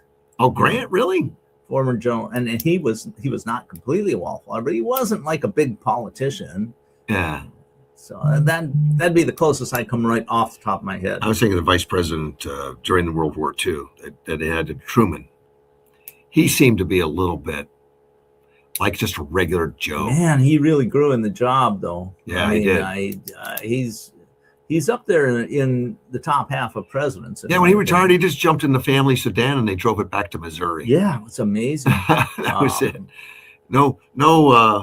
No fanfare, no parades, for that. Just and then we're just gonna get in there. What was it? Betsy? There What's his wife's name? I'm thinking back. If you get into pre-Civil War, the presidency was not considered near as important as it is now. Well, the people that were running the executive branch made it more important. Oh, Eventually, they did. Absolutely. I mean, and the president has, our system has a lot of powers. And the only thing about having powers, you want more. Well, it's part of what happens, but I don't think it's the only thing. And in our system, you were not expected to want the presidency. You were picked by somebody. This is before the 1800s, anyway. I mean, the 1880s after the Civil War. Washington became president. Because they said people said it's got to be you. They drafted him, and that was the dynamic that went on for over 100 years, where you were not expected to go out and campaign. Well, maybe that's what Ross Perot was trying to do, as he kept saying, "I don't know if I'm running. I'm going to wait for the It people." wasn't, I thought it was the vice president that did that. but yeah, so yes, the idea was that people picked you because you were the best for the job, and you didn't really campaign And you for it. got drafted by the party. saying, Yeah, "We can that's the way it was. That was the fiction, I would say, that existed for quite a while. I'd say until after the Civil War. For sure. President Trump went exactly hugely opposite. He didn't even ask anybody's permission. He just came down the elevator and said, "I'm running." Well, yeah, He wasn't even and part. it would come down to that by that time. Yeah. And you had to run hard, and people said, well, if you don't want the job, why should we give it to you? Kind of thing. And Trump broke a lot of molds, but I don't think declaring want to be president was one of them. I think the politicians, though, on right and left, have tried to make it so painful for him that nobody comes off the bench like that again. I think that's what they've tried. I think they have not been successful. No. Trump has rewritten American politics, including how you run for presidency. I see him as a major turning point in American politics, much like Roosevelt was. I'm talking about FDR, not Teddy. And we're still figuring out how it all is going to work. But I have been incredibly impressed with President Trump's ability to get things done. I personally find his style to be kind of offensive, but he gets things done. Yeah. And he does what he says he's going to do, which is unusual in modern politics. Well, that's what politicians hate him for. Like, what, you're making us look bad. Well, yeah, well, it's real. There's a reason for that. But he came off the bench. He didn't go through, I'll be a city councilman, a supervisor, No, he a didn't. governor, and then I'll eventually get up there. I think a large part of it was, and I believe that President Trump is a very bright guy. I think the term stable genius has been applied, and I think it's correct. And he just looked at what was happening in the country and said, this doesn't make any sense. This is stupid. That's stupid. We're being run by idiots. And he say it. And he's been saying it for decades. Right. And so he gets in power, and then he starts implementing policies that he sees as just simple common sense. And the country responds. I mean, during even his first term, when he was undercut so badly by people who were supposed to be on his side, Right. he accomplished marvelous things, and they worked. And they were things like get control of the border. Whereas, he's a master at grabbing 75-25 or 80-20 issues where 75% of the population agrees with you, but the politicians won't listen to that 75%. No. And so he says, well, this is what we're going to do because it's common sense. And then it works. And that really makes the politicians look bad. And that's what he's doing with the SAVE Act, where it's like 80+% of the population thinks we should have identity card. Should have an identity card for voting. There's no group in the United States. If you look at groups based on religion, groups based on race, groups based on politics, below 75%. None of them. Even the Democrats, yes. Yeah, even the Democrats, all of them. And yet we have the leadership of the Democratic Party working overtime to stop it. At nearly 100%. Yeah, that's just. I think it's crazy. It's kind of like everybody but Fitterman. Yeah, maybe there's another exception somewhere. I don't recall any, but there's a 435 Democrats, and not. It's insane. I'm about. I was hearing Mike Johnson 200. talking about that this morning. They're thinking they're making great progress. They're down to one more senator to agree, a Republican senator to agree to enact their strategy, whatever that is. Yeah. Whether it's going to be a talking, a talking filibuster or whatever, right? Yeah. And I think it makes sense to get that done, and I think they will, because I don't think even the Senate will be able to stand to the popular pressure for There's it. one man I think that they could make it happen more quickly, and he's not doing it. That's Thune. Yeah. And people are getting upset with that. And that's, of course, and he's getting pressure. The president, he is, but he keeps dodging it, and he uses the same political lines, which kind of annoys me. Well, we've got so many other things that need to get done too. We got to get this agriculture thing done. Well, what difference does it make if we get the agriculture thing done and we don't have a country? Well, exactly. What difference does that make? I don't know what's going on there, but he's very long term. He's been in the Senate a very long time. Yeah. There are some institutional pressures on him, is what I think is happening. The latest on that, the Republicans, and this is Republicans fighting the Republicans a little bit, saying like, you need to get on board. The Republicans in the House have got together and say they're discussing this. I know this isn't a strategy yet. They're discussing like, well, because Thune says we got to pass all this other stuff so we just can't concentrate on one thing. We should reject everything that comes from the Senate and not pass it. Yeah, if you're not going to work with us, we're just going to stop everything. Yeah. Maybe. Interesting talk. I don't know how I feel about putting it into place, but maybe if it passed the SAVE Act, do it. I think the SAVE Act's that important. I think it is very important. And it's hard to see any real logic from the Democratic side. They come up with these extreme hypotheticals. It's not logic. It's not hard. It's very easy. In fact, because you say that means that it's easy to see because nothing legitimate makes sense. Yes, correct. So it has to be what we're not talking about. Well, people are loath to say it's because they need to cheat to win. Correct. And that's why you made the comment that it doesn't, it's hard to come up with the logic. Well, that is the logic. And it's really possible.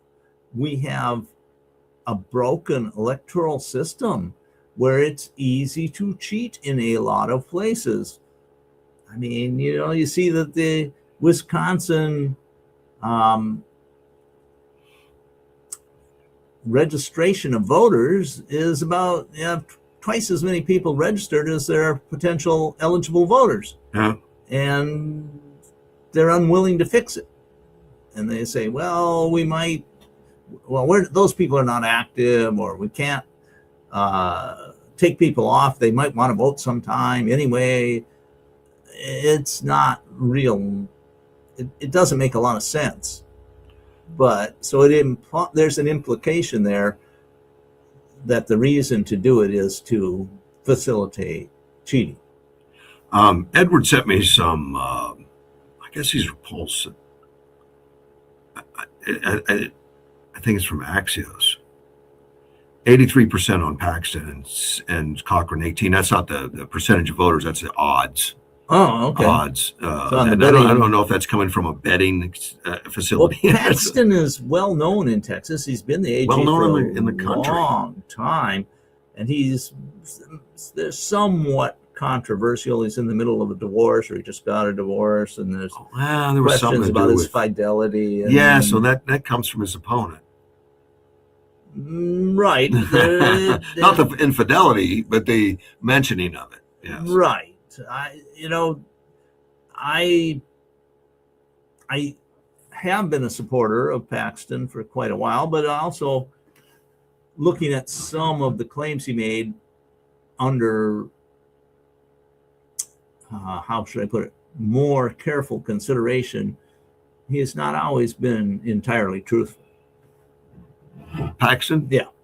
I guess I'm not familiar with that. So you have to dig deep into the politics there in Texas, which I've done at times. And, but maybe that's what we need to do. Is that your That's my phone, but I only have another 20 minutes to go on. I was going to say, I know you got to go at some point. I can hit. And I'm still getting messages of what happened to the radio. Yeah, well, we don't precisely know because we weren't in, and you weren't in the loop, right? No. I mean, you knew something was happening, but wasn't sure exactly where it was going to go. Exactly. But they pulled the plug and said, "Hey, we can't operate it anymore." And I don't know the reason. I don't know the rationale. But we move on from there, and there is people working to make sure that we have a radio signal, and we get back to it. Yes. So we'll be doing this until then. it strikes me that somebody is going to step into this power vacuum that's been created, and there's no more frequency that's being created.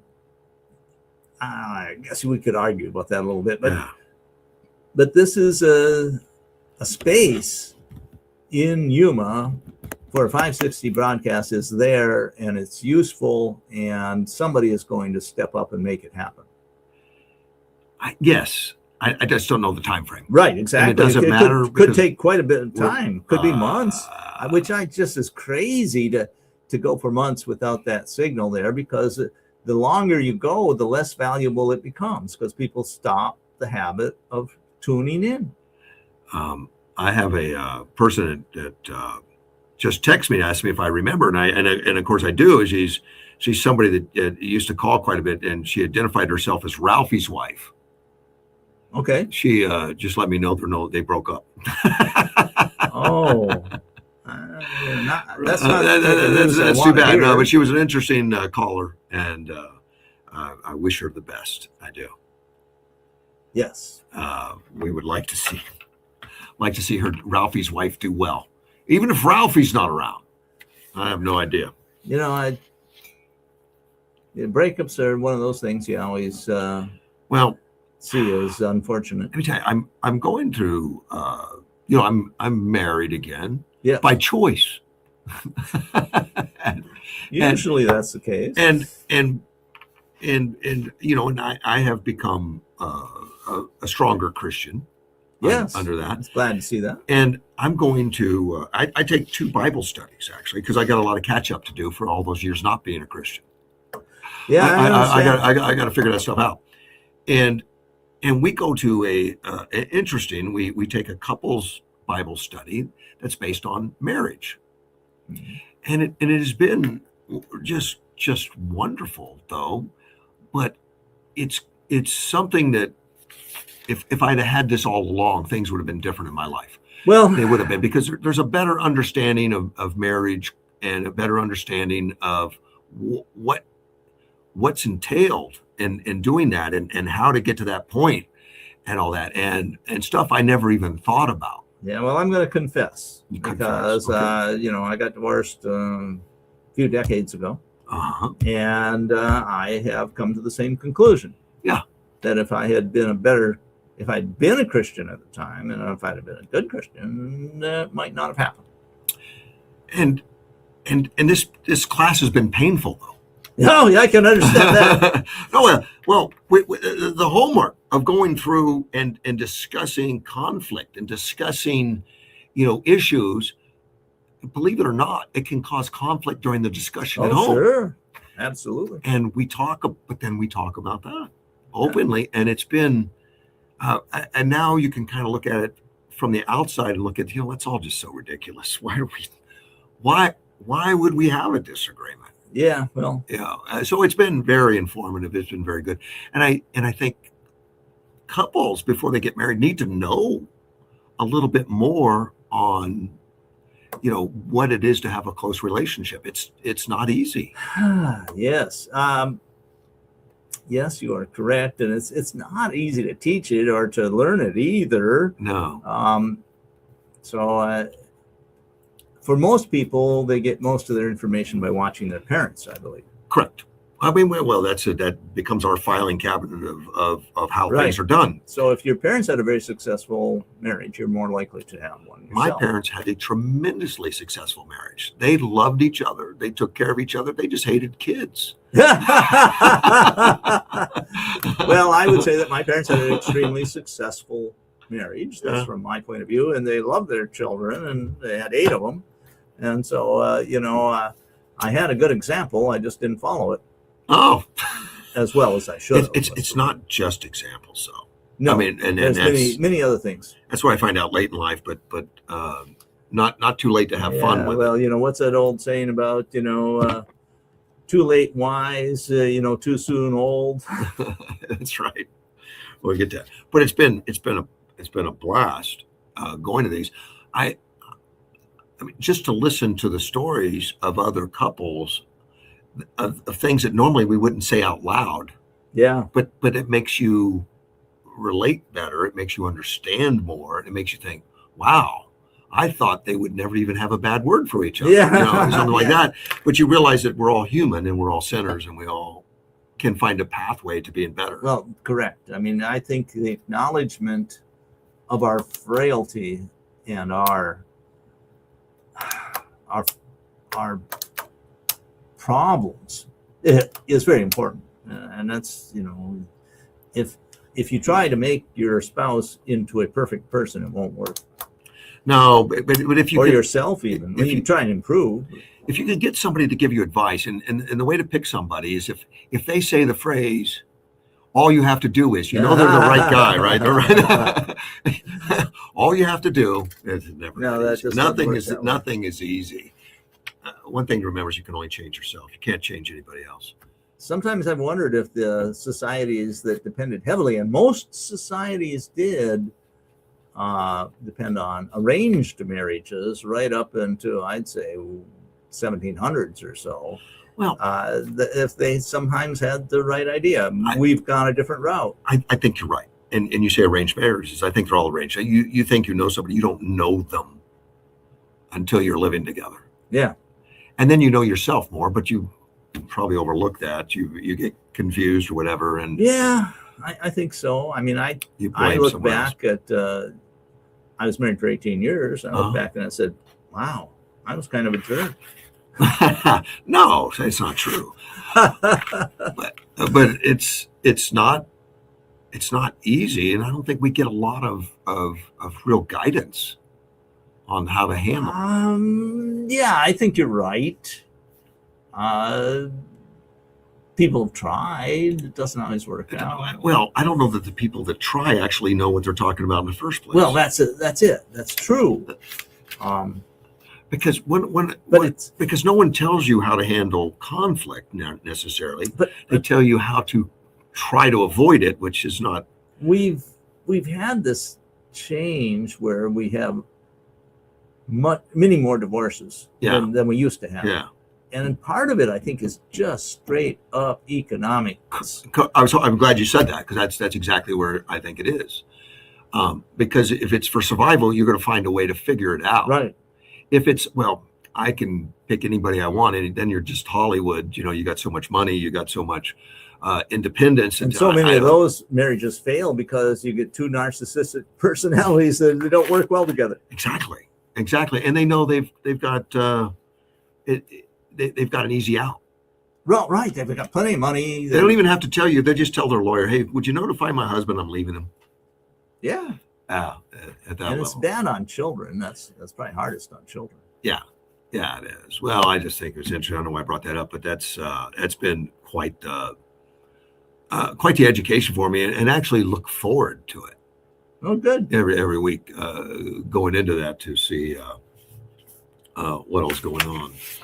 I'd recommend it to everybody, just because a lot of marriages exist very, very strong, very well, because there's barriers. Like, we only talk about these amount of things, and they'll narrow it down, because anything else will cause us problems. Yeah. So they don't really, they live very surface like, and Well, and that might work for it does work. people. It does work for some people. I would, it's an old joke about the people who got divorced in their 80s. This is, you've been married for 50 years, 60 years. Why'd you get divorced? No, well, we had to wait till all the kids were dead.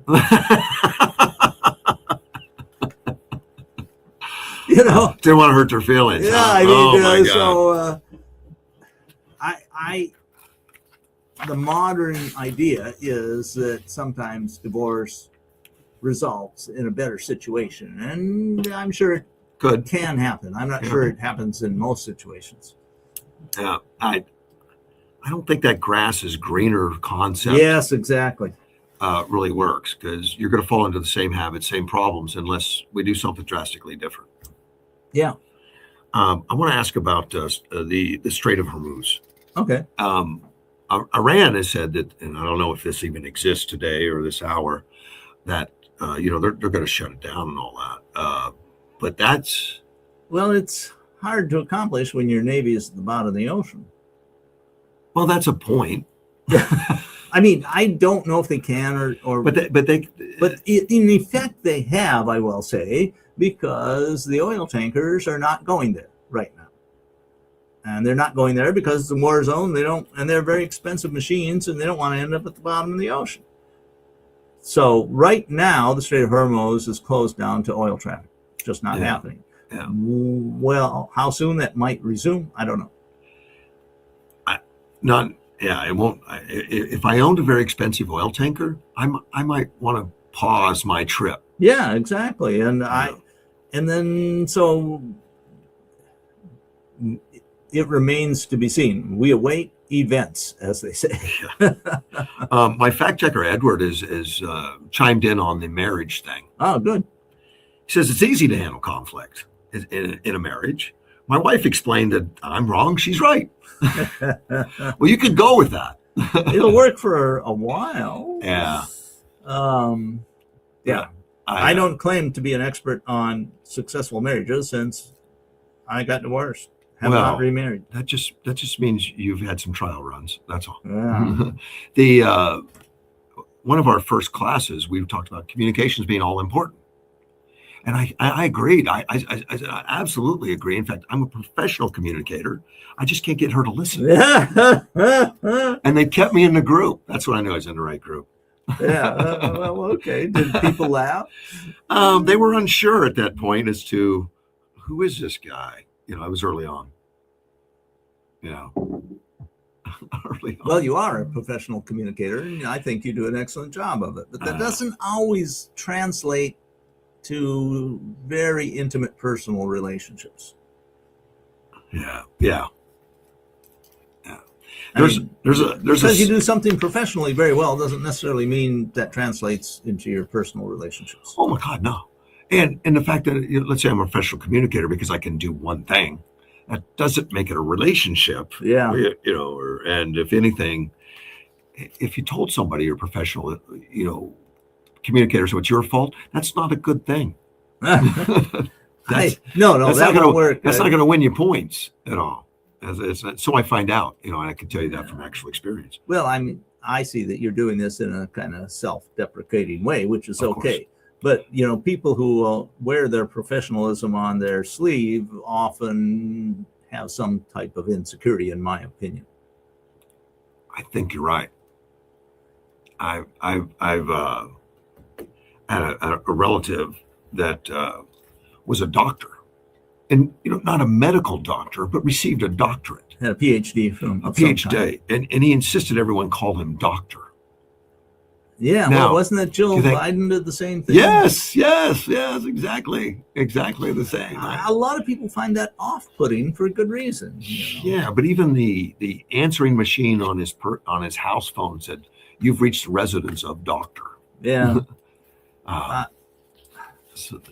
Which he earned it. I have found in my experience that the people that you watch out for is if they say, well, aren't you so and so? Oh, well, I have a little bit of experience with that or something. They tend to downgrade themselves in your eyes so that they can be boosted later by their actual actions.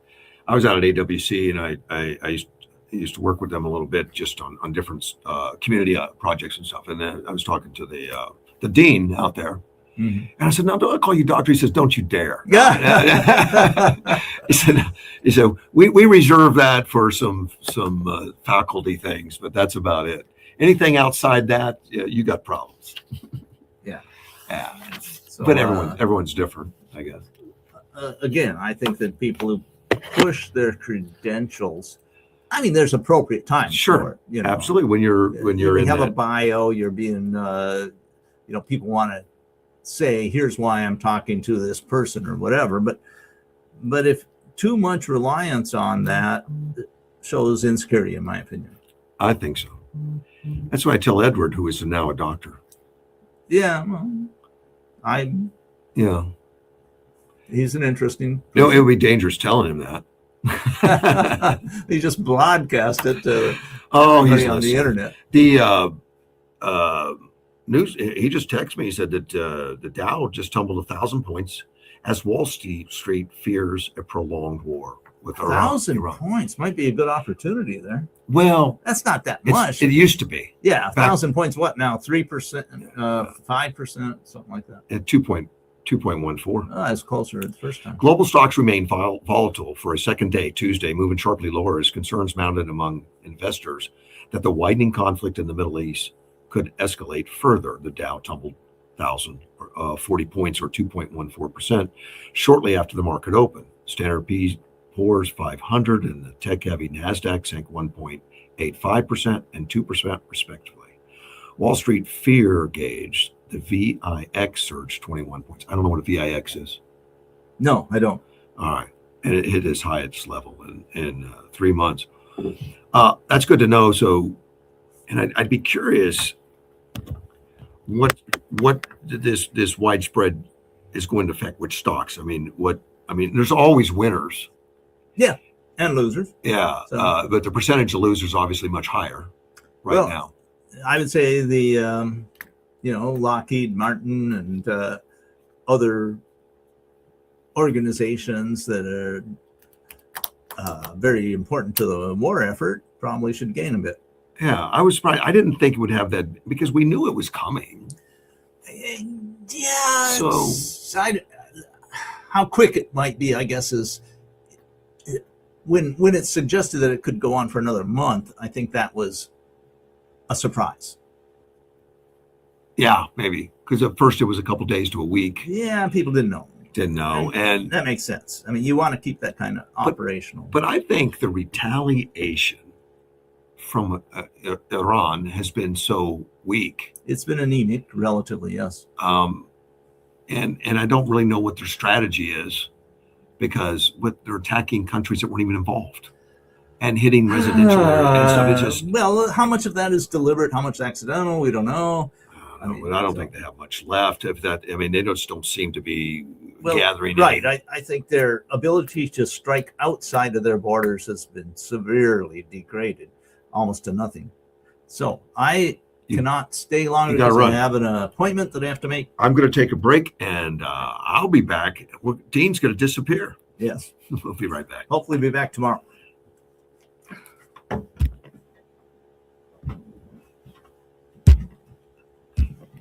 Thank you, sir. I appreciate you. You're welcome. But like I said, I do have to make this appointment, and I don't want to miss it. It's to get some type of scan. No, don't, because then you have to wait 3 months for another appointment. Exactly. This way out.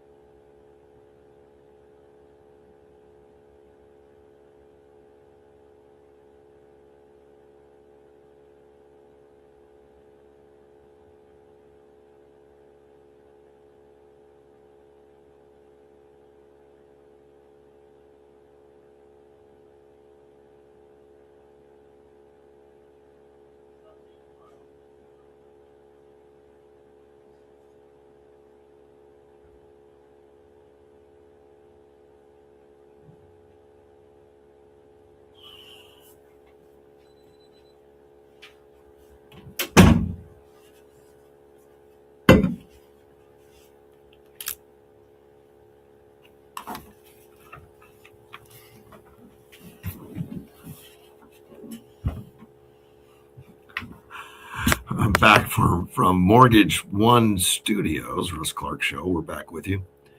Yeah, I don't have any intros, no music yet, but it's coming. I'm figuring very little out. And it's unfortunate that I haven't been able to figure out the phones yet. But we tried it again today, and it just not.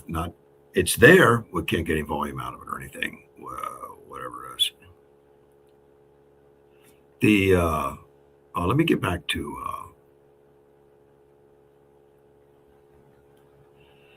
Let me get back to my fact checker. He explained what the VIX was. I didn't know what the VIX was. It surged 21 points.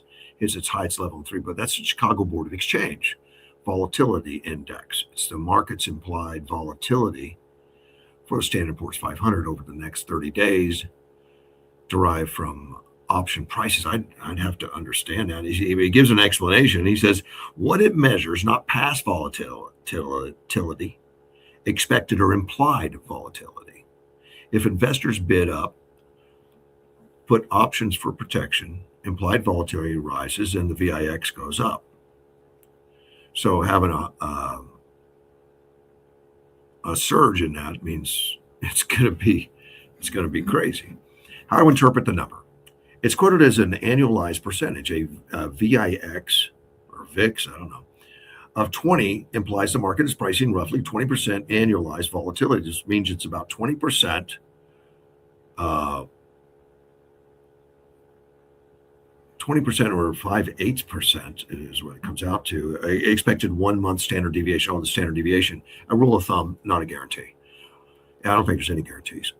Why people call it the fear gauge? It often spikes when markets sell off because demand for downside projection jumps. But it's really a price of insurance, not a pure emotion meter. What's used for risk management, hedging, portfolio stress checks, trading volatility, or which is the via VIX feature options of volatility, ETFs, through those that can behave very differently from the index itself. So it's just another measure to pay attention to if you're in the business of investments.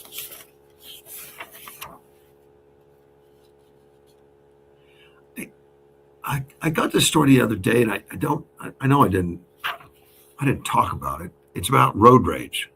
I've never been involved in road rage. Try not to. This one happened in Virginia, and two people were killed. 2 people died in a road rage incident on I-495, and it's Fairfax County in Virginia, 30 minutes from D.C. So this is in my fact checker's Edwards neighborhood. I don't think he was involved in this thing. So one of 4 stabbing victims, as well as a dog, so they stabbed a dog, died from the incident. Suspect was also killed when responding officers returned fire. Guy had a knife. He didn't have a gun.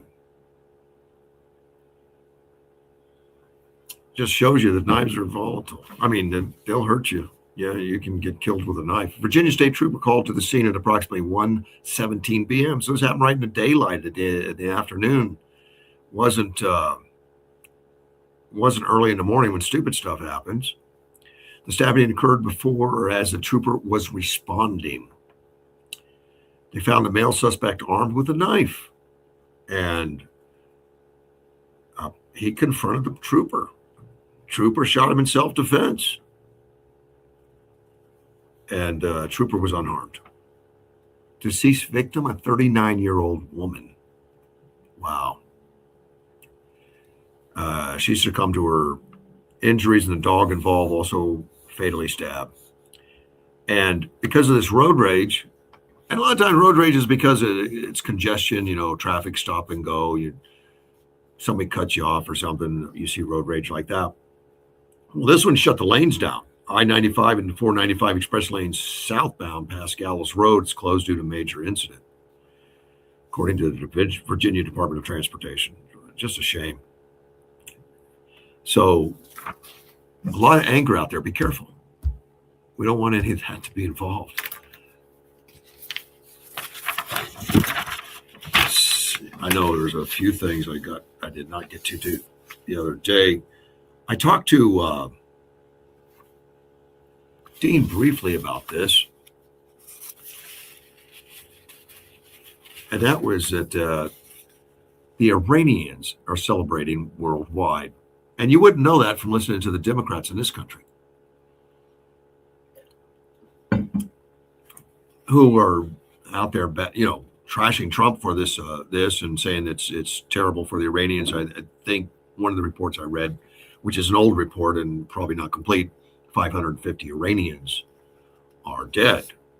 I imagine that number could climb, but that was according to their own to the country itself that reported it. And like Dean says, there's a lot of things that aren't true out there. We'll see.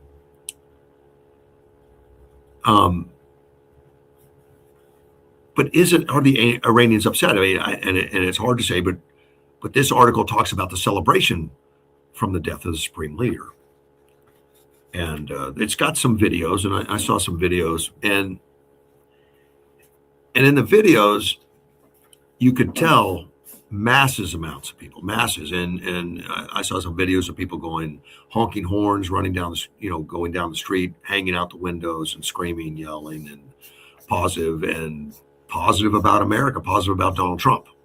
It says playing loud music, setting off fireworks. They only had fireworks. Whistling, honking, cheering over the news. Well, be careful because it's not done yet. I mean, Iran's got a lot of work to do because you don't know what's going to take over. You don't know. Just like when the Tsar was thrown out, and that revolution pushed him out, whatever, and then all of a sudden, women have to cover their heads, can't drive. Everything. I mean, it was so drastic changes.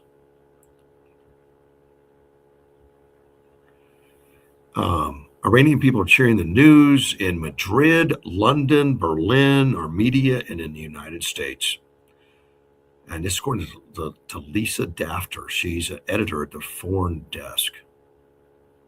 Iranian people all over the world, from Los Angeles to Tehran, are in the streets celebrating, which is what we see. But of course, we've also seen protests, which look like organized protests. They'll have the same sign and everything about get out of Iran and all that. Directed at Donald Trump, of course.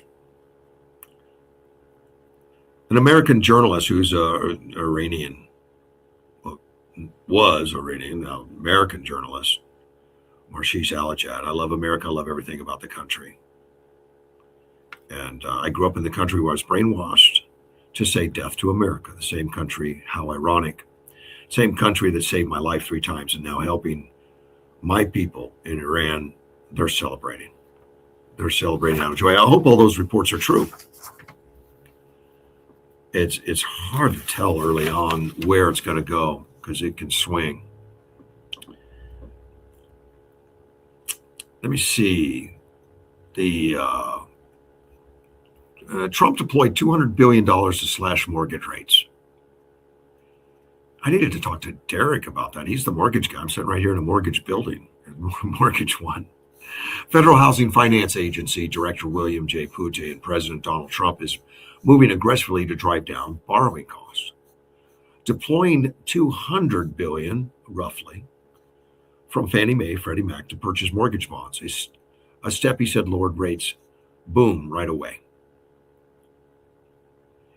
The effort follows a sharp turnaround in mortgage conditions over the past year, with rates now carrying a 5 handle above, hovering near 8% previously. I don't know what 5 handle is. He credited the president's broader inflation fight and direct intervention in the mortgage market for arguing that the lenders have already tightened spreads as risk comes out of the system. They tried to convince President Trump to sell Fannie Mae and Freddie for $100 billion. I'd be interested in the logic of that. I mean, Freddie and Fannie, government agencies, but is it something? Are we good at it? Is it something we should get rid of?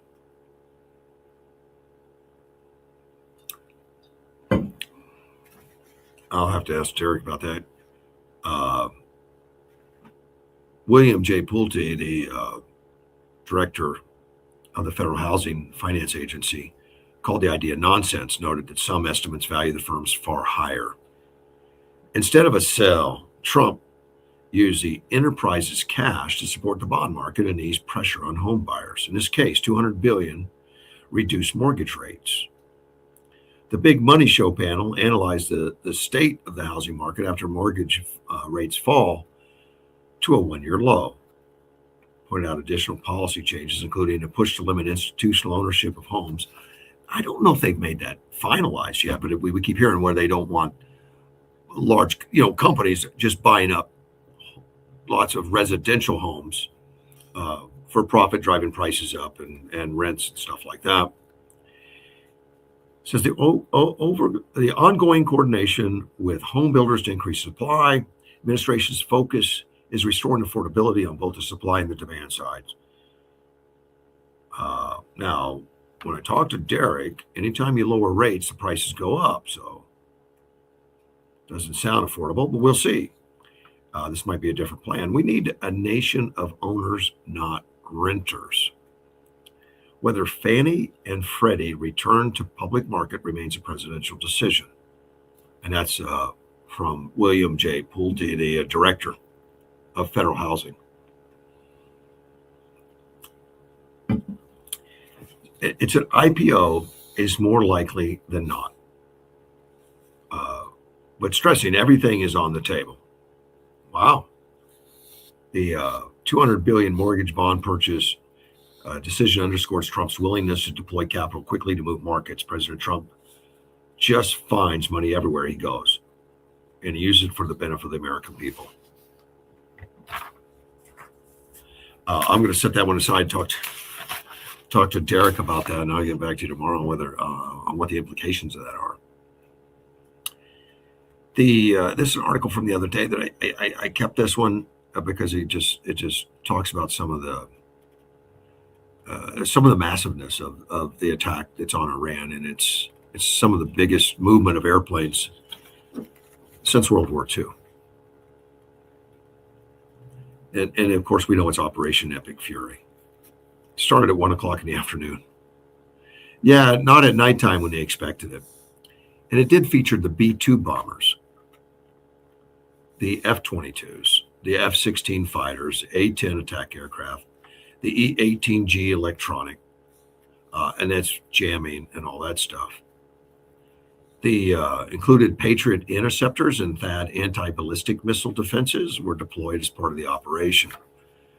Of course, we could have used more of those. There were some missiles that hit an embassy and hit and killed United States servicemen. Other assets include RC-135 reconnaissance aircraft, MQ Reaper drones. Those have been around forever. The HIMARS rocket systems, nuclear-powered aircraft carriers, guided missile deployers, refueling tankers, C-17, C-130 transport aircraft, and CENTCOM, and that's according to CENTCOM. Tomahawk missiles were used, F-35 fighter jets, and I found this out from the because of this thing's going on in Iran, and they sent the Ford over there, the aircraft carrier, the Ford. It can't take F-35s. Apparently, the F-35's engines would be too powerful for the Ford's backsplash or whatever they use to protect the thing behind them. Apparently, an F-35 is odd. At least that's one of the reports I read. But the Abraham Lincoln has been retrofitted to handle that. And Ford being the newest one, you would have thought they would have had it done originally, or maybe they never planned to have those. I have no idea. See, CENTCOM additionally confirmed its deployment of one-way attack drones, which we knew, and Dean and I talked a little bit about that, but I don't know the extent of it. And that's its low-cost unmanned combat system attack system known as Lucas is modeled after Iran's Shahid drones, and Dean did talk about that. Task Force Scorpion Strike, for the first time in history, is using the one-way attack drones in combat during Operation Fury. And CENTCOM puts that right on X now, which is just keeping us all informed, which is great. Low-cost drones modeled after the Shahid drones are now delivering American-made retribution. And as Dean said, they're Arizona-based. From Spectre Works, Lucas drone can be launched from catapults, vehicles, mobile ground platforms, 35,000 each. Iran retaliated by launching waves of missiles across the Middle East, targeting major U.S. bases in Qatar, Bahrain, Kuwait, United Arab Emirates, and 3 U.S. service members were killed, 5 others seriously wounded. So we know this is yesterday. That turned into 4, and now it's 6 because they found 2 more service members in the rubble as they were inspecting the bombing site. And this article, since it's yesterday, says the joint military operation is expected to carry on for days. And we're hearing it's more than that now. It could be more. I mentioned that the Strait of Hormuz is a crisis around letting the oil tankers get through. China gets 23% of its seaborne oil from Iran, and it comes through that strait. China's reliance on Iranian oil could trigger real problems. Within 2 months, the crisis continues.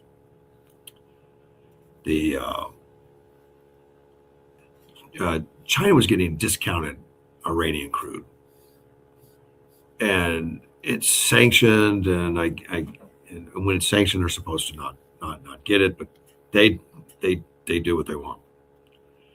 It says much of that oil actually goes to China, trying to get somewhere between 15% and 23% of its seaborne oil from Iran.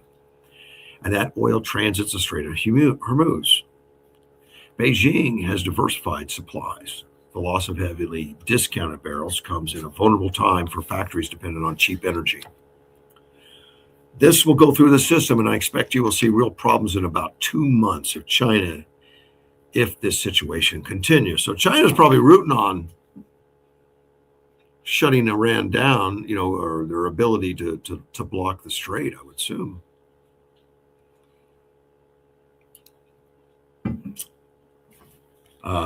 Points to insurance withdrawals from the strategic weight of the checkpoint. Temporary disruption could send front month crude prices sharply higher. About a third of the world's seaborne crude goes through the strait every day. 50% of China's imports flow through that strait every day. And right now, no, it's not going through the strait. If 10 million barrels goes missing or gets delayed for a week, there's no telling where the front end can go. Well, it's also affecting, it says with insurers retreating, LNG shipments disrupted and tanker traffic effectively frozen, the crisis underscores how a 5-mile wide passage can shape the economic trajectory of the world's second largest economy. We're at risk of a pretty major oil spike.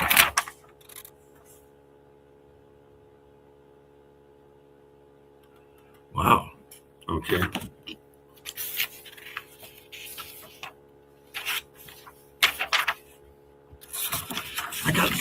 I got a story here. It's going to take more time than I probably have got, but I do want to talk about it. It's AI, and we still in the infant stages of AI, what it can do, what it can't do, how much energy it's going to take, and it is going to take a lot of energy from everything I've read. The energy is going to be nasty, and Trump has helped out in that by saying that the energy companies have to bring the AI companies are responsible for producing their own energy or helping out, which apparently will take some of the stress off the current energy suppliers, which will keep them from hacking up the pricing and raising. I don't know how that all works. But China, it says, is committed to spending more than $125 billion in artificial intelligence. Advanced computing and energy systems needed to dominate emerging technologies. And it says Beijing understands that whoever controls AI will shape markets and military capabilities for decades. If the United States hesitates, China will not. I don't think we're hesitating. I think Elon Musk put that out there and got a lot of people in the industry to say that early on in the industry, that we need government intervention and we need to take some time off and figure out some parameters on what that intervention, and nobody went for it. Across the country, data center projects are encountering growing resistance. In 2025 alone, at least 25 projects were canceled, 4 times more than a year ago, eliminating gigawatts of planned capacity. Nearly 100 projects nationwide are now contested. Opposition spans party lines, from rural landowners to environmental advocates to ratepayer groups worried about that rapid AI expansion will drive up electricity and water bills for local families in many communities. And that's what Trump wants to address, because he wants to keep the push on AI. Because he believes, I guess, that whoever is way ahead in AI is going to be the leader for decades,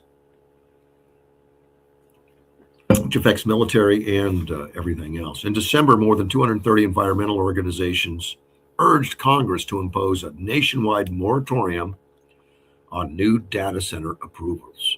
A moratorium would freeze investments, stall innovation, and hand China a strategic advantage. True. And I think communities are hesitant, especially with the water thing. It'd be hard to put them in Arizona with all the water. And I don't know why they use water, but they do. Residents want to know whether data centers will strain local grids, raise electricity bills, increase water rates, divert scarce supplies, consume farmland and wildlife habitat, and compromise economic gains. Well, I think they bring a lot of economic gains with it. It's also, I guess it's got to be balanced out. Nearly 40% of heavily contested projects ultimately fail. At a time of intensifying global competition, that kind of self-inflicted drag is a strategic mistake. And this article says the choice is not between heavy federal regulation and ignoring local concerns. There is a better path rooted in market discipline, transparency, and voluntary standards. And I think that's where Elon Musk ended up. Voluntary standards are not a concession to opposition. They are a strategy for sustaining durable public confidence and social license to operate. That just makes sense. In a democratic system, infrastructure depends not only on permits, but continued public trust. I think that makes sense too. I think if Elon Musk wanted to come to town, I would say do it. Interesting. I was watching Glenn Beck explain some of the AI problems and some of the robotic problems and some of the things going on, and there is a lot that are predicting that there's going to be a real change very shortly, that these robots are going to hit the markets, and Musk himself says it'll be outselling cars, that people will want a robot if he can get it right and get the price right. The robot that's also got artificial intelligence in it. So Musk was asked by Glenn Beck for a robot. He says, I would like one of the early production models of the robots for his museum. He wants to put it in there like this is the first, the production early on of the robots that come out. And Elon Musk told him no. He said, because the first robots, for the first couple years of building robots, he's going to take them all. He's going to use all the robots for Tesla and other, for building stuff. Which was interesting. I didn't see that one coming. I thought that, in fact, I know that he has said many times he's building these robots and they're going to be a phenomenon that everyone's going to want one. So as he gets closer to building these robots, now he's coming out and say, oh, by the way, I'm not going to sell them when they start because I need at least a 2-year supply myself, probably to make more robots. You got to build more robots to make robots and to make more Teslas. So I imagine there's going to be a transformation within Tesla at some point. They're just going to rely on fewer and fewer workers, and Tesla's pretty heavily automated as it is. I mean, they continue to automate, and it was fascinating when I saw that. And this has been a while ago. It's been a couple of years ago that they took the front end of a car, which takes like 70, 80 pieces that have to be bolted and welded together. And then when you do that, they're not always exactly like the one you just did before. They can be slightly off, and that takes some shimming and some other things to make them exact, so that every front end's exactly right. Whether the body panels fit and everything fits in properly, and the car tracks straight. And he decided early on, I guess he'd known this since he was a kid, when he got the little cast cars, for toys, they would make the whole car in one punch, at least the frame of the car, the cast car, in just one mold. And he says, why can't we do that for cars? Well, hundreds of years making cars, or over 100 years making cars, nobody's done that. They just keep bolting multiple parts together and welding together. And he actually did it. He got the front end of a car in a mega press. It was able to get that done. And my understanding now that he's done that, it's getting bigger, and they're looking to make the entire chassis of the car in one press, from the front wheels to the back wheels, in one press. And to get that done, and it had to develop new techniques, invent new ways to do it, invent new compounds of metals to be able to get it done. But not slowing down. And he's only been in the car business a decade or so, and he's changing that industry, not just because of the powertrain, but the way they're built. And now he might have robots doing it in the long run. That's all I got today. I'll be back tomorrow morning. Now, tomorrow's Wednesday, and that'll be my last day this week. And normally I'm going to run this every day, no matter what. It's going to come out just like I did on the radio. I've got a medical procedure going on Wednesday or Thursday morning. I got to be at the hospital at 5:30 in the morning. It's an ablation, should be an outpatient. But I know that after this, they're going to want me to not move around. So I think that cuts out Friday also. So we'll be here tomorrow. Guarantee that. AM 560, KBLU.